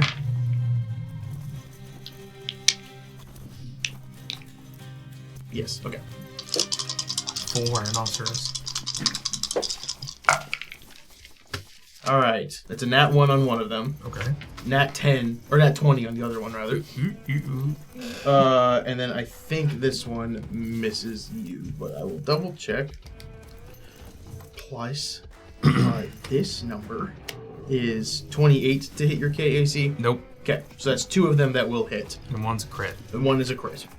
As that his massive horn, his horn has like quadrupled in size now. He took whatever Clem said personally. As an actual full rhinoceros just slams into you, slams its entire horn into you. So this is now also doing bludgeoning and piercing damage. Okay. So let me roll the regular one first. 38 damage from the regular, not crit one. So it's bludgeoning and piercing. Yes. How did we determine resistances work with that? How do we say? Does it just it ignores one of them, or does it do? We looked it up before. I forget. If you have both, you get both. If you have both, you get both. So minus 10. So Minus what was 10. it? Total? 38 total, so 28 total. 28, okay. And then for the second one, let me.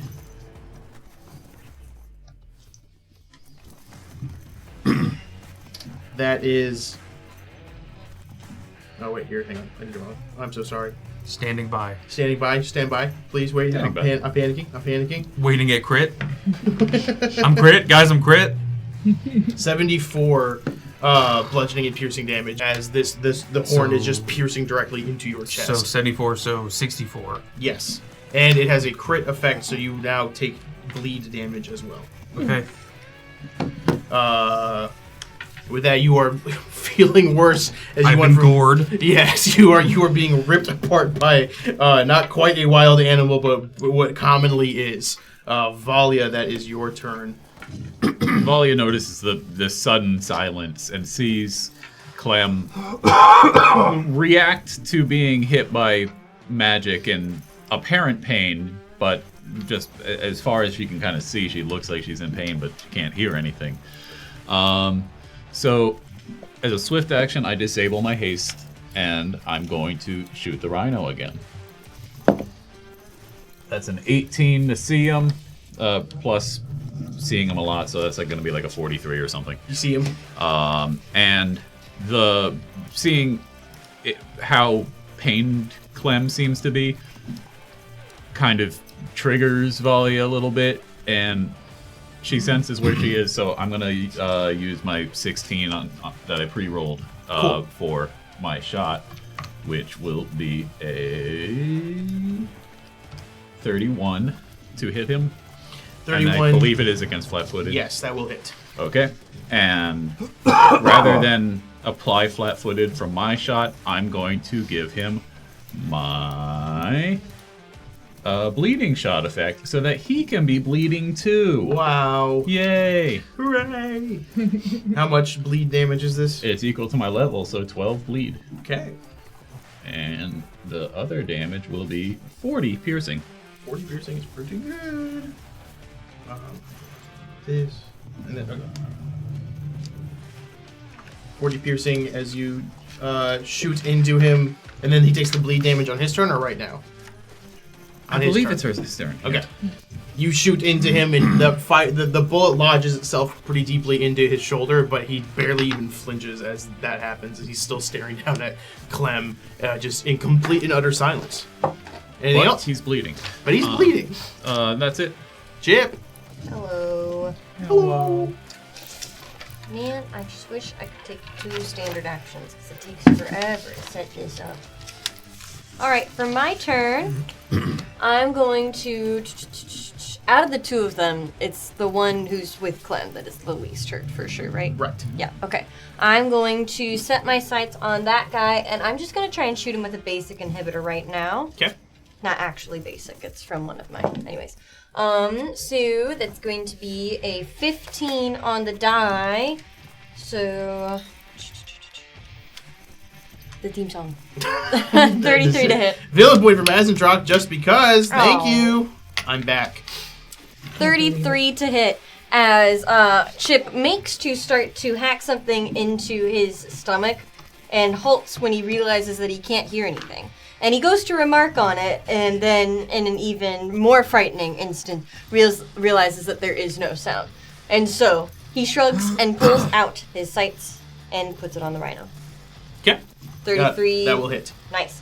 Alright, he is going to be affected by an efficiency inhibitor. He has a -2 to reflex saving throws. Nice 2-2 reflex. Do with that what you will, folks. I know that I will. That'll be for 10... 9 rounds. Okay. And then the damage... Come here. So that's going to be... Oh.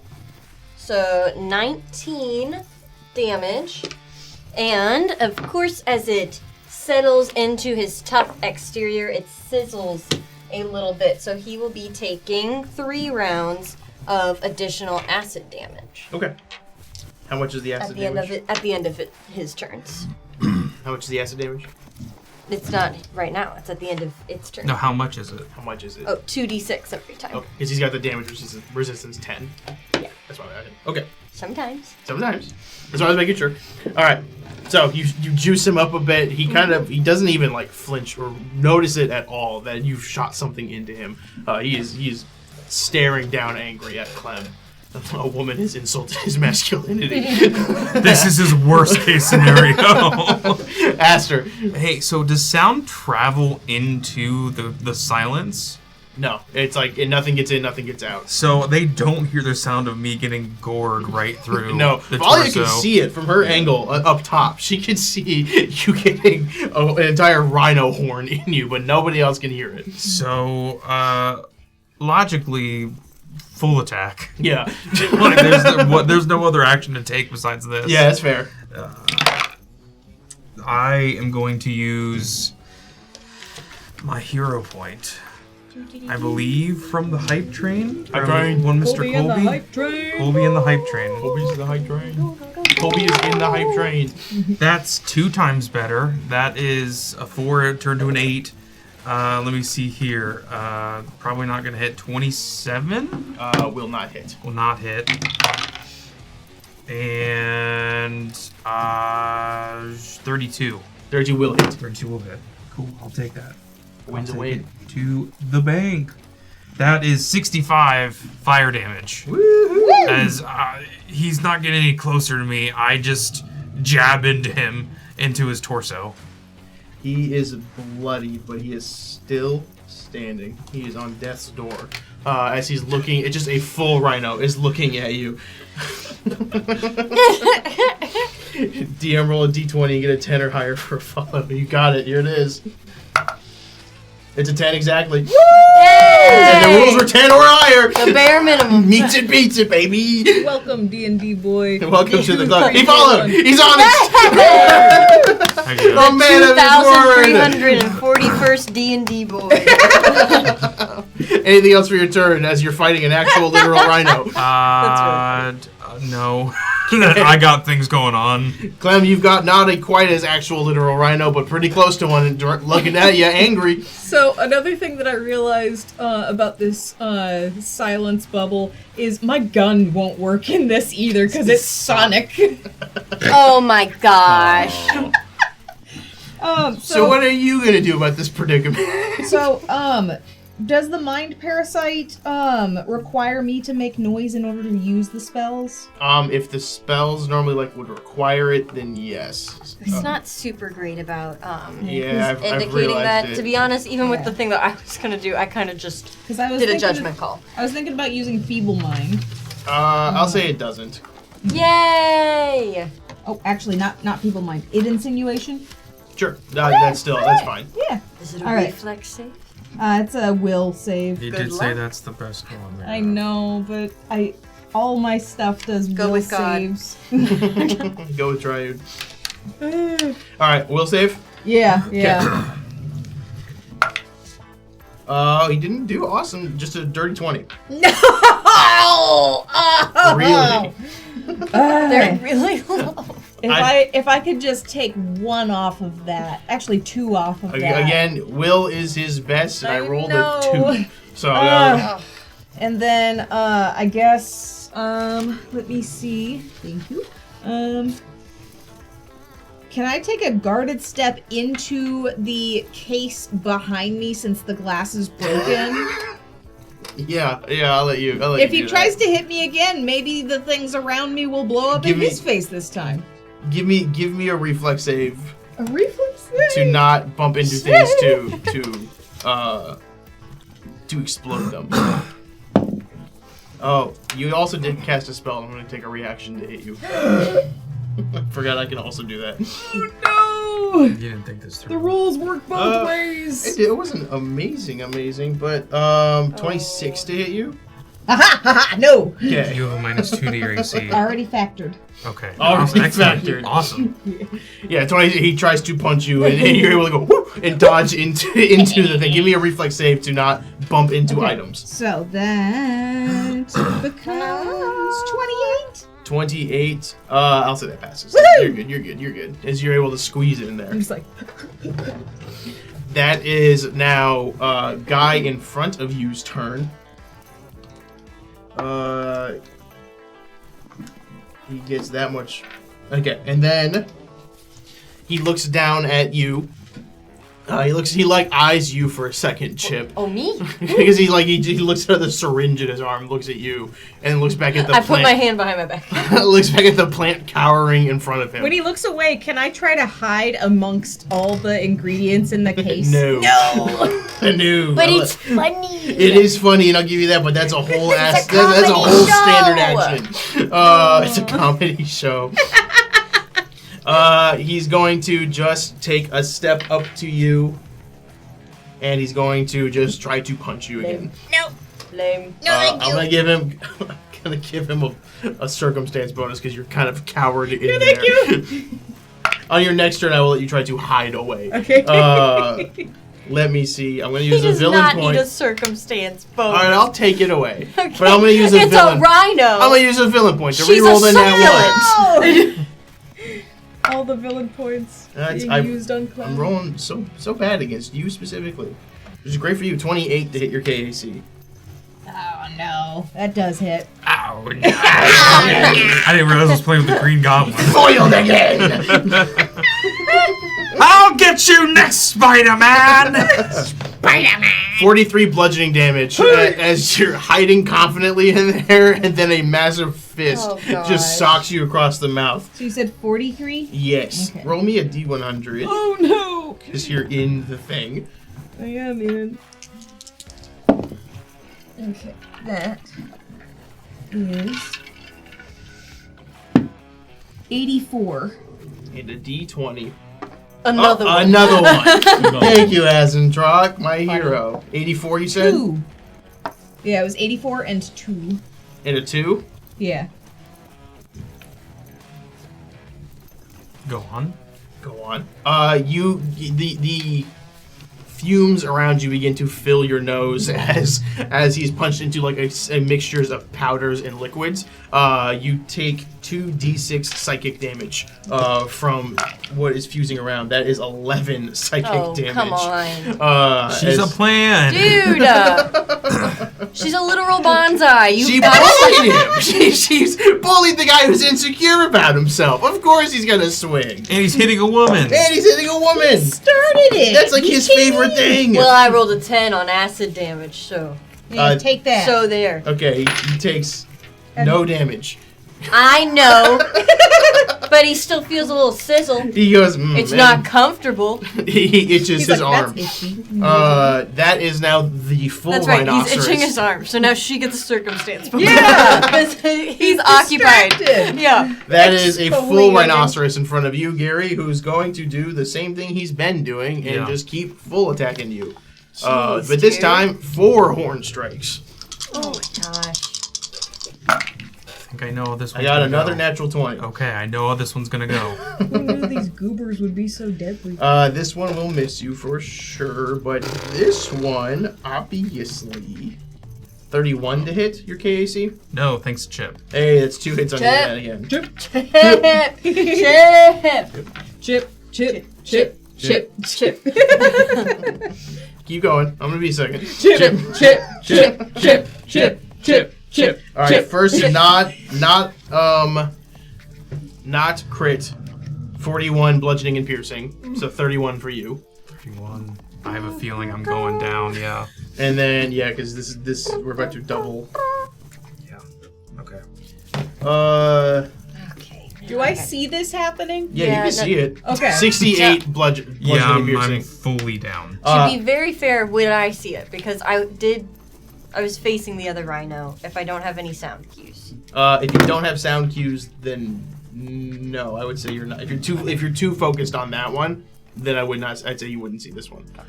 What you I'm might just see is pointing. You would Vigorously. feel vibrations on this wood floor? you would feel vibrations, but you would really notice when Aster's seemingly lifeless body gets flung into the sphere as he has thrown Aster Okay, excellent. into the stand. In which case, reaction. Sure. Ooh, there it is. That's what I needed. This will be pulled from the brink.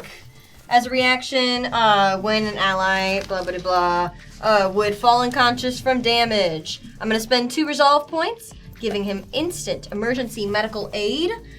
So any excess damage that would reduce him below 0 is nullified. You will get hit points equal to my level, so 12 hit points. Okay. You're back up, baby. That's good. You would have lost resolve points from getting flung here, but you're back and you're landing in a big old stand. So I need you to roll me a D100. Well, I'm gonna be down once more. Aster flops onto the case in front of me.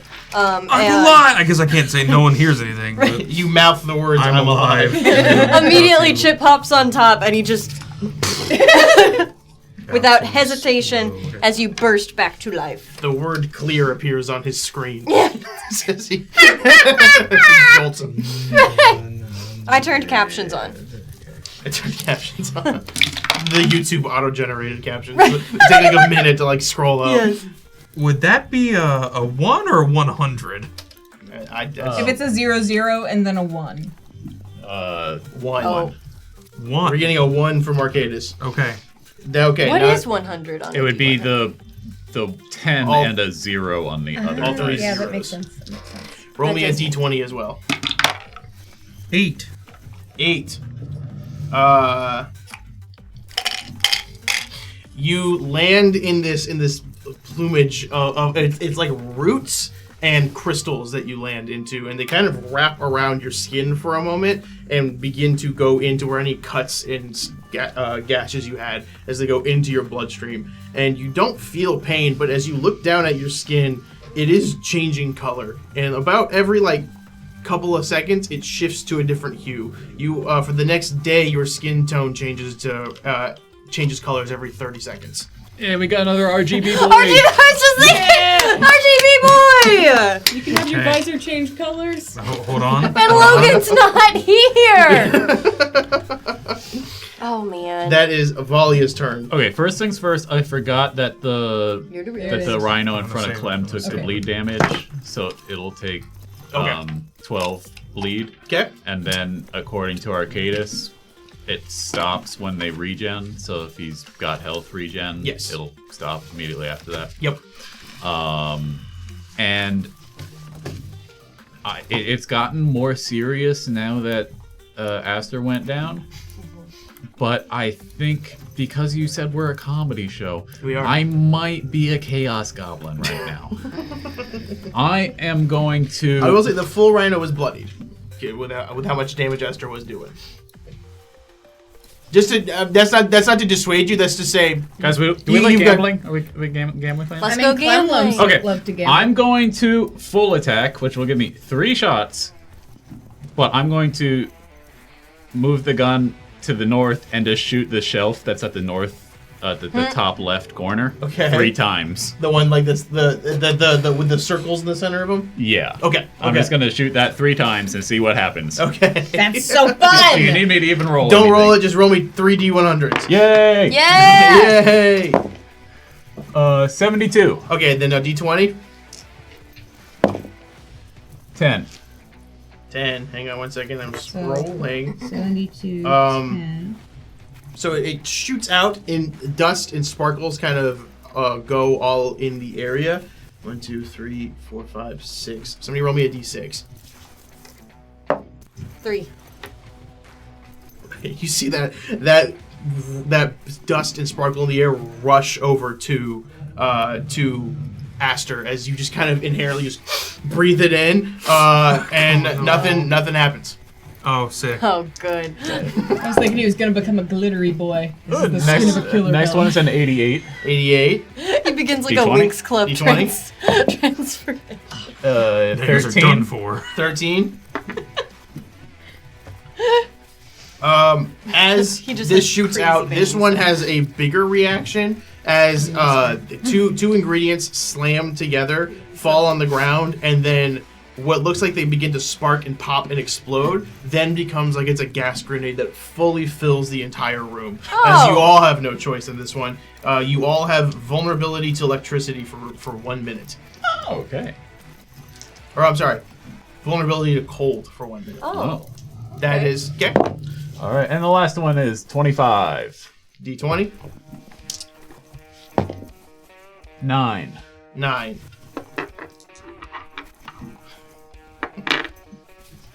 You fire in and you see what looks like seeds, roots, and dried leaves all mesh together, and then an oil slowly drips on them, and they all begin to swirl and swirl and swirl and launch directly into your forehead. As the wet leaves slap onto you, you feel yourself become enchanted. You are protected from plants for 1 hour. Such creatures cannot attack you or harm you unless they succeed on a will saving throw against your spell save DC. Darn. Okay. There goes my That's so plans. All right. It- That's it. and that all resolves. You see all of you just see 3 shots hit that. One rushes to Aster. All of you suddenly feel like you hate the cold, and leaves are stuck to Valia's forehead. Chip, that's your turn. I, after revitalizing Aster, I had very much a similar plan for my turn.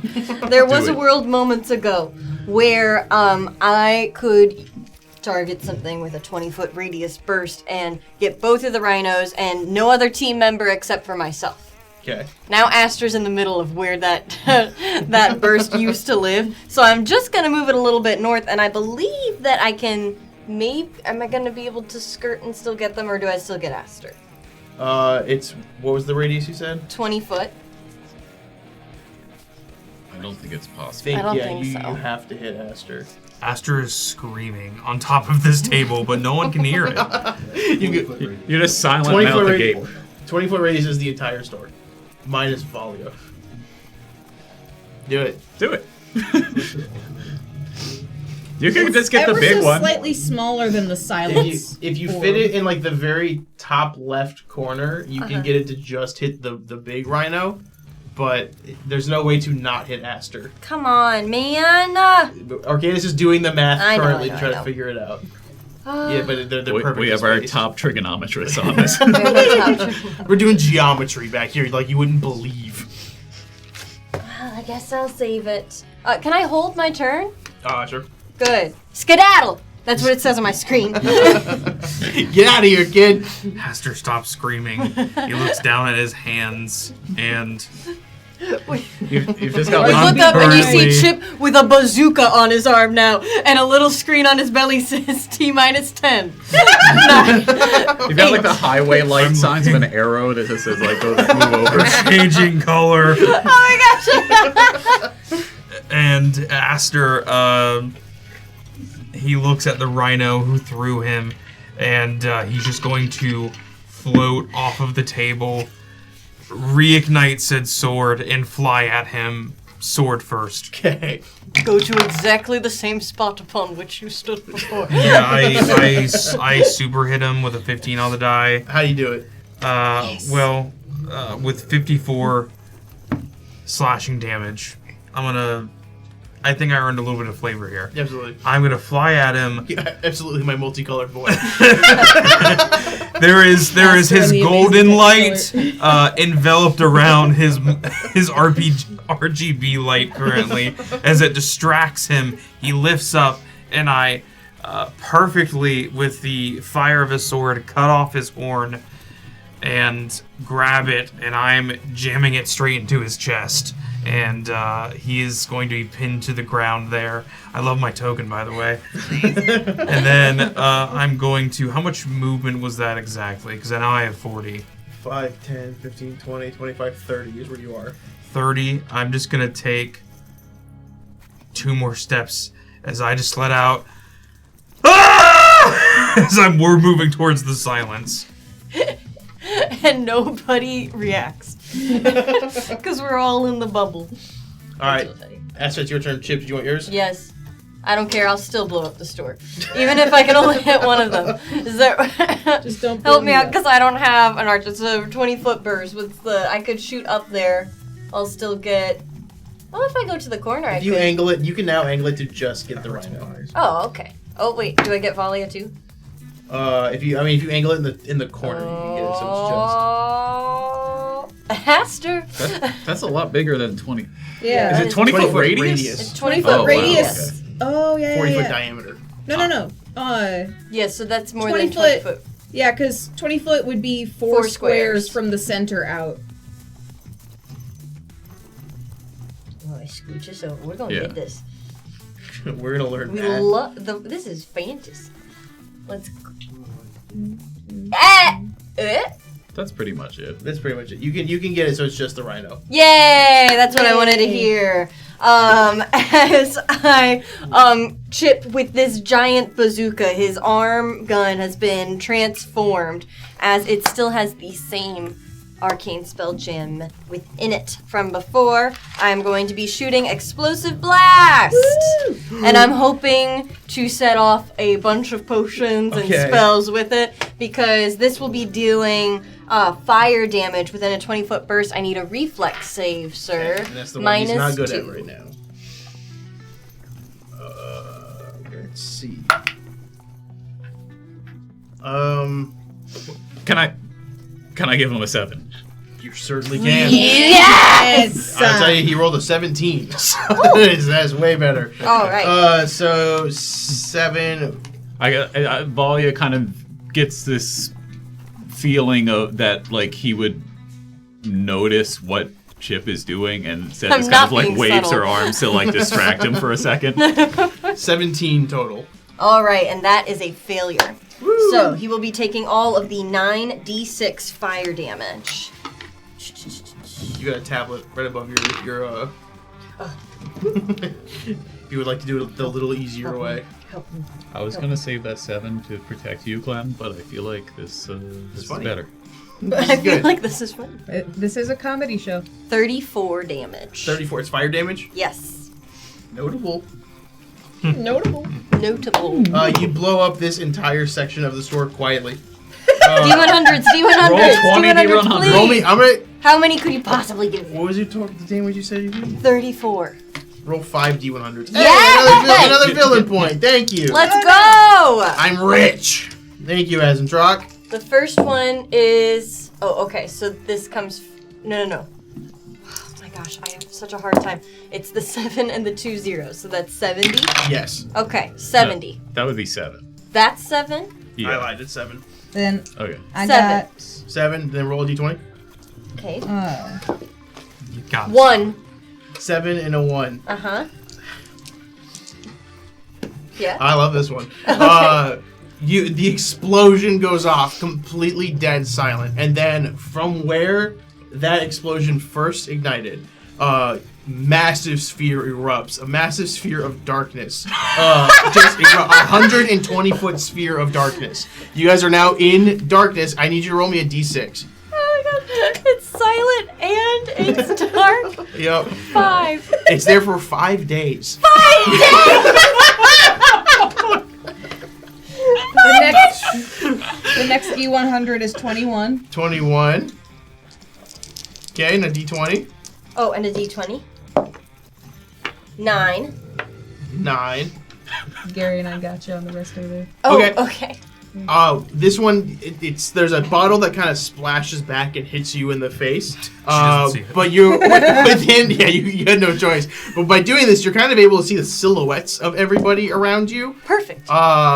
You kind of inherently know through this magic that you can choose a person in here. They get a -2 penalty to their ACs, attack rolls, and damage rolls. Oh.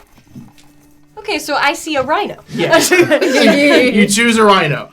All right, so he's got a I see -2. what's important and nothing else in this room. -2. So I gotta write this down for myself. AC, attack, and damage, which is pretty good. All right, that's your second one. You've got 3 more Then rolls. 82. 82. I need a D20. 10. 10. There's 5 of you left. Somebody roll me a D6. 3. 3. I remember how the map was laid out for myself. Okay, just took away the map. Oh, here it is. Okay. You can just make it like dark so we can at least. Something happens. There's a splash, and you don't hear anything. No. You hear Yeah. nothing. Nothing happens. Something happened somewhere. That is now. Turn off the lights in the studio. That was your third. This is the 4th now. I need a D100 and a D20. 50. 50 and a D20. 15. 15. Okay. What's in your inventory currently? Gosh, I don't know. Things. Stuff and things. I truly don't know. I guess I would have Spittles. Spittles, Okay. yum yum sauce. Okay. What non-magical things do you have currently? Oh, so not Spittles then. Book of Sudoku. I would have probably a pen. I would have what's other random? The papers of the drawing that we got from. We don't actually know that he was called Mun, do we? It's been said a few times. Oh, okay. So okay, hang on. So Spittles. Yum yum sauce. Did you get that? Yum. Good. Yum a sauce. Oh, Yeah, not the hamster. the hamster. That's not an item. That's a thing. That's like a living, breathing thing. I probably. You said you had a Sudoku puzzle. I have the chattering teeth that I bought for Yeah. Pepper. I have. Do you have a Rubik's Cube still? Oh yes, for sure. And then I have definitely a Sudoku book and a pen with which to complete it. He only needs a pen, not a pencil, because he doesn't make. Do you have the waffle maker? The waffle maker. I have the waffle maker. Wait. I have Cassandra Lee. I have. She's magical. She's magical. She's 100% magical. Okay. Okay, so my list currently: Spittles, Yum Yum, Sudoku, drawings from Mun, chattering teeth, pen, waffle maker. I'm sure there's more. I say that I put everything in there. All right, roll me a d10. Okay. 5. 5. The chattering teeth, Don't you you dare. can feel them duplicate. You now have a second one. Apples! Matching set. I got his and hers. His and her chattering teeth. This is the best day ever. I was really hoping the waffle maker. Wait, so I get hit in the back of the head with a potion. Yeah. Not only do I see things, but I feel something inside me grow. Go boop. And also a mother. That was your fourth one? Then Sorry, one more. 45. 35 and a 45. 45 and a Yes. d20. Nat 20. Ooh! You gain 5 hit points back. I per never round got hit in this fight. Per round! for 1 minute. God, it could be me. I never got hit. You feel great. I feel really good. That is I should blow up stores more Chip's often. mental health is improving Right? every that round. is Clem's turn. If you guys have dark vision, then you're still fine. It is just Do I? darkness in here. Okay, good to know. That's what I was trying to figure out. I have dark vision. I think just about all you do. So one time I tried designing a dark combat, and then you guys all went, I can see fine. And I was like, well, never mind then, I guess. I emanate light, so there's that. This is, I'm trying to double check. I have what low version light vision. Oh Let's see no. what I have too, actually. it's. Clem, that is your turn. Okay.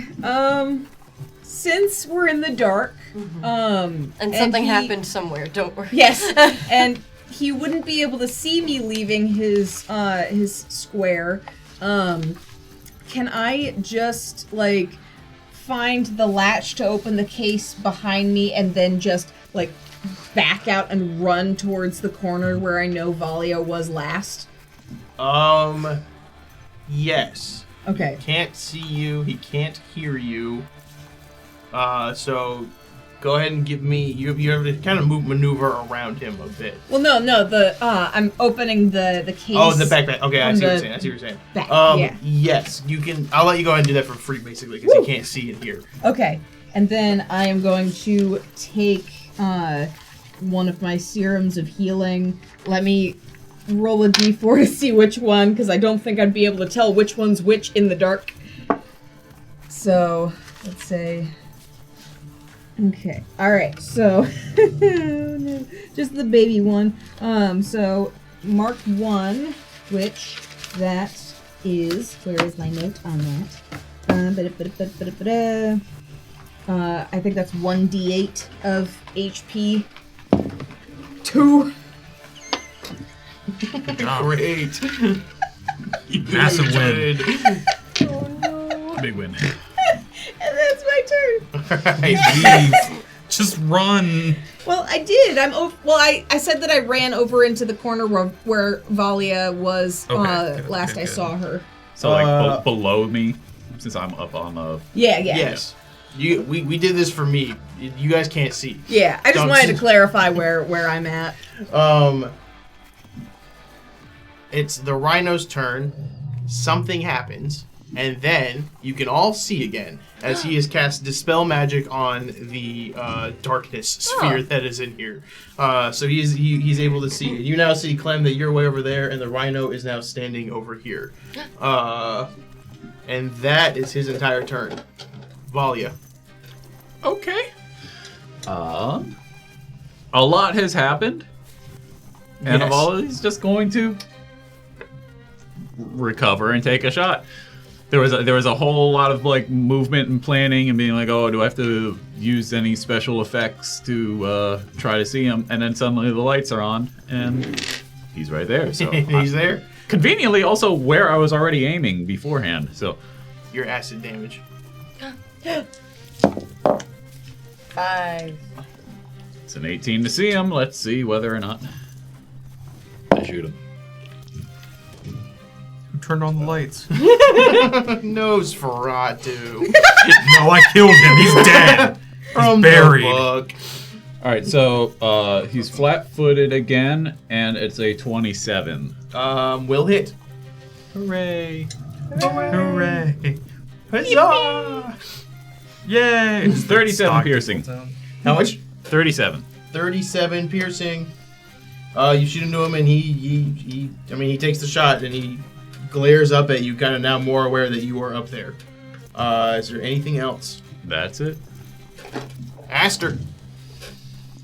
Using a potion is a standard action or move action? So it's a move action if you want to like do the roll for it. If you want to like get the full benefits of it, like as if you rolled max dice, it's a standard action.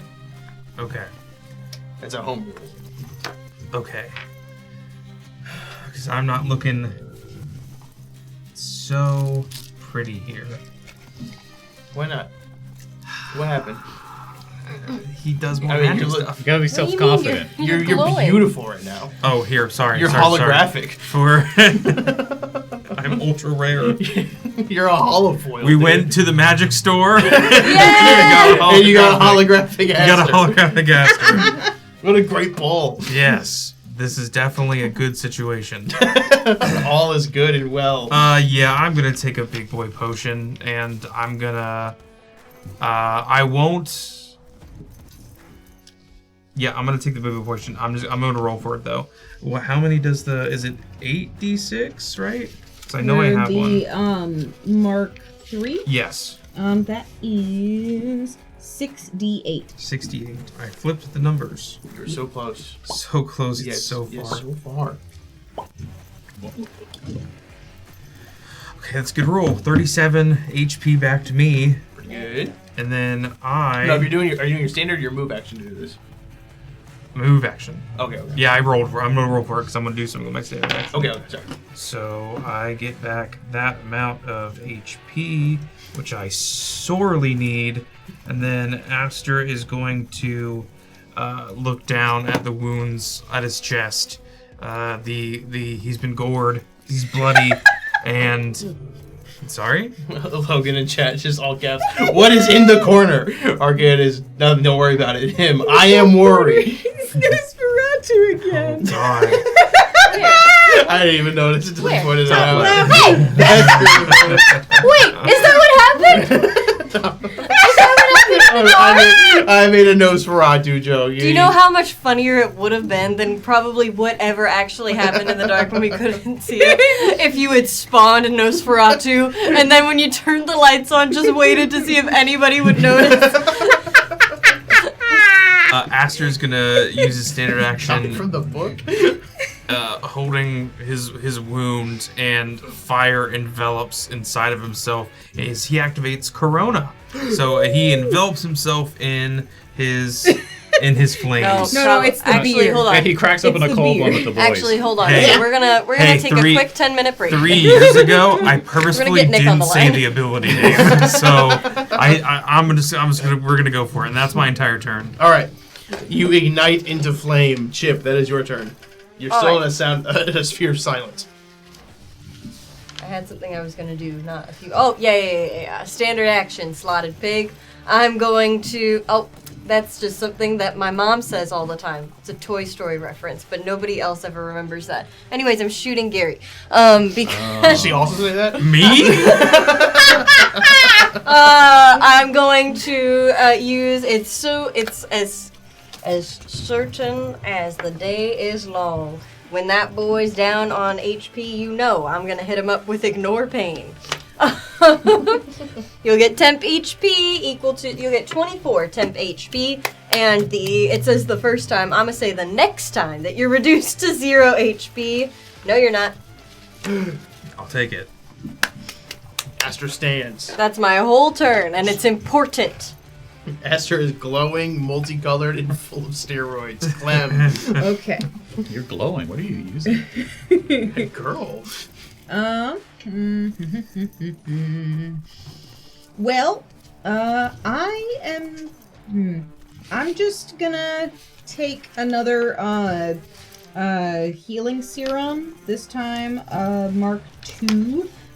Just so that I can fill up on HP. So 3d8. What? What? I drink a serum. I drink another serum. Take one down, pass it around. I heard the what as the first what from the thrift shop. What? No. You guys remember Jesus. Macklemore's thrift shop? Did you say High school. Macklemore? Macklemore. What's his name? Macklemore? Macklemore. I've always heard Macklemore. I've heard that too. I've You're never the heard weird one. Macklemore. Is it? Wait. Charizard. Macklemore. Charizard. Macklemore. Like, Hey, I've we heard do it as return. Macklemore, and I'm hearing you say Macklemore. Macklemore. Lacklemore. Macklemore. Hey, I'm we not do here to be return. bullied. Okay, I'm here to have a rhino kill you, okay? Mac the More. Actually, that's her whole character concept. yeah, that's my build. So, Okay, is it Nosferatu? Macklemore. I gain Nosferatu. some more health, and then I am going to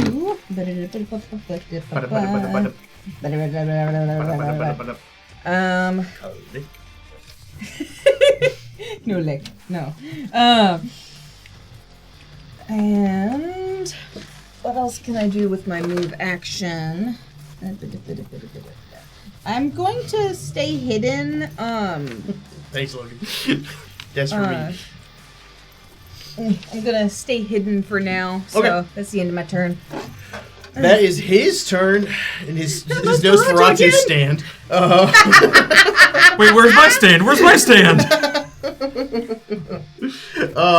That is his turn as he's going to look around at the mayhem, see his big dead rhino friend. He is going to. He's going to look over at you, Chip, and on the top of his horn, you see a ball forming as a beam just shoots out of it directly. That is a 34 to hit you. Yup. What about it? Can't believe you've done That this. is 30 electric damage. As you feel this beam hit you and you just get completely zapped for a second, as he looks over at the rest of you and he begins eyeing the door slightly. Valia. I'm gonna shoot him. Bold. Natural 20 to see him. Let's See do him. that again for actually shooting him. That's a 17 to shoot him, so I know that's gonna hit. But, Yes. You know, let's do math anyway. I hit it. It's 32. 28 damage to you, not 30. I forget he's got a -2 to everything for me right now. I see him heading toward the door, and I try to shoot him a little bit harder for 34. 34. Let me start rolling it myself.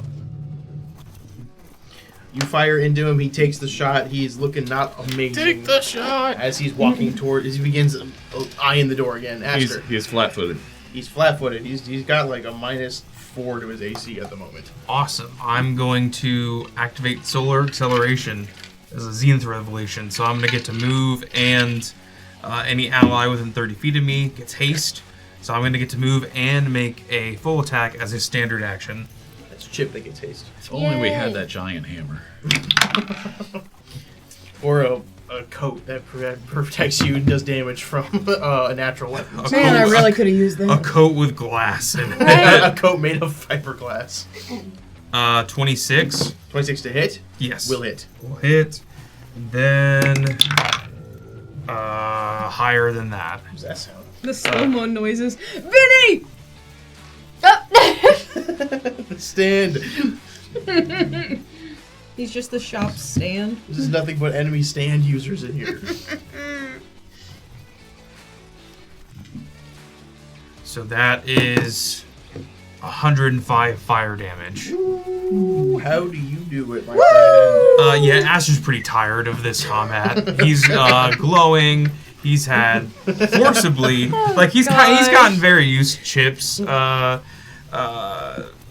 biohacks and everything, but Aster is now glowing, not the normal way, many colors, like his name is Joseph and the amazing Technicolor Dreamcoat, I but it's his body. So Aster is just going to once more cut off that guy's horn and then just off with his head.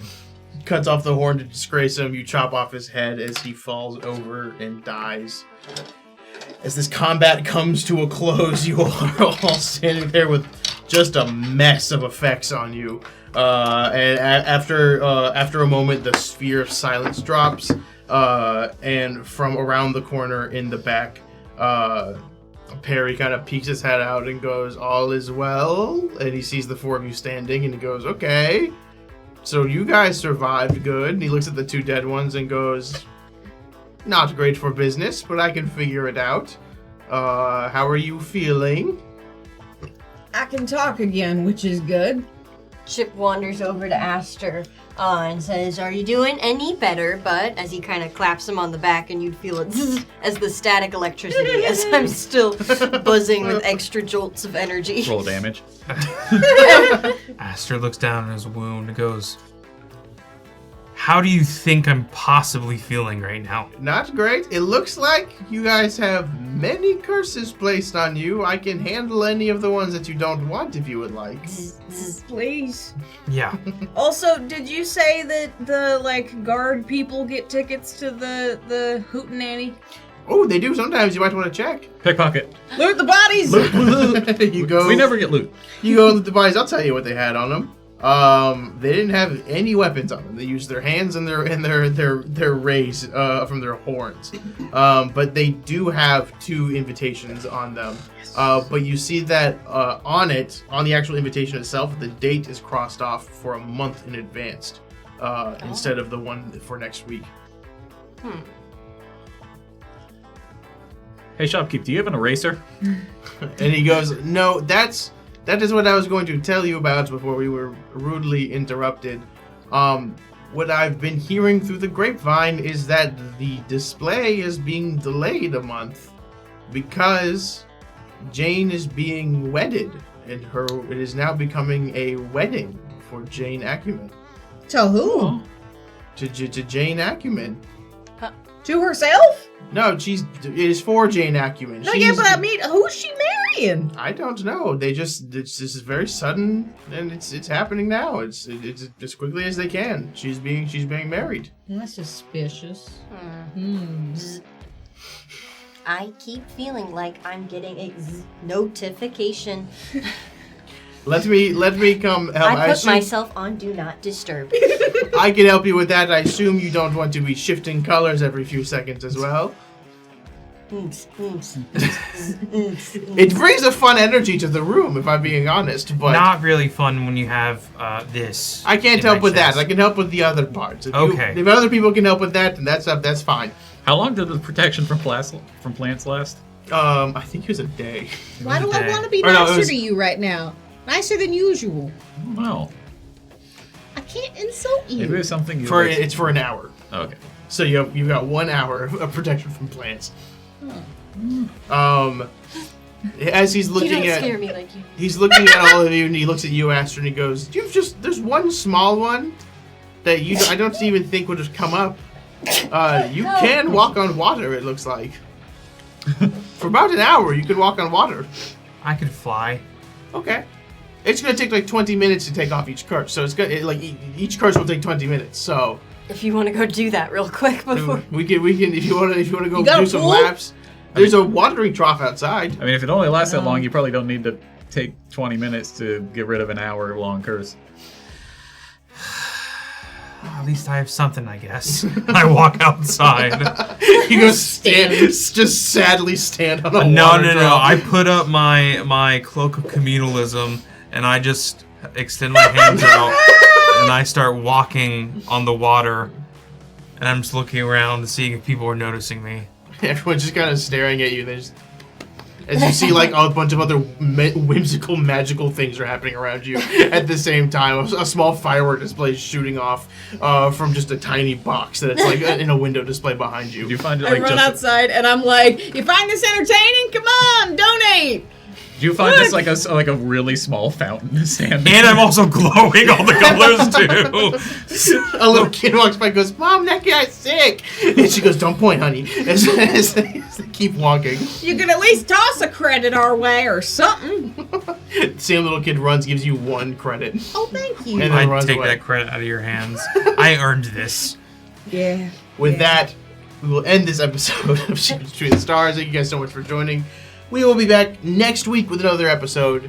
Hopefully Logan will return to us as well. So with that, thank you all so much for joining. Follow us at social media at UGT Show on all social media platforms. Special thank you to Battle Scar Maps for the map that we used today. You can find them on Patreon.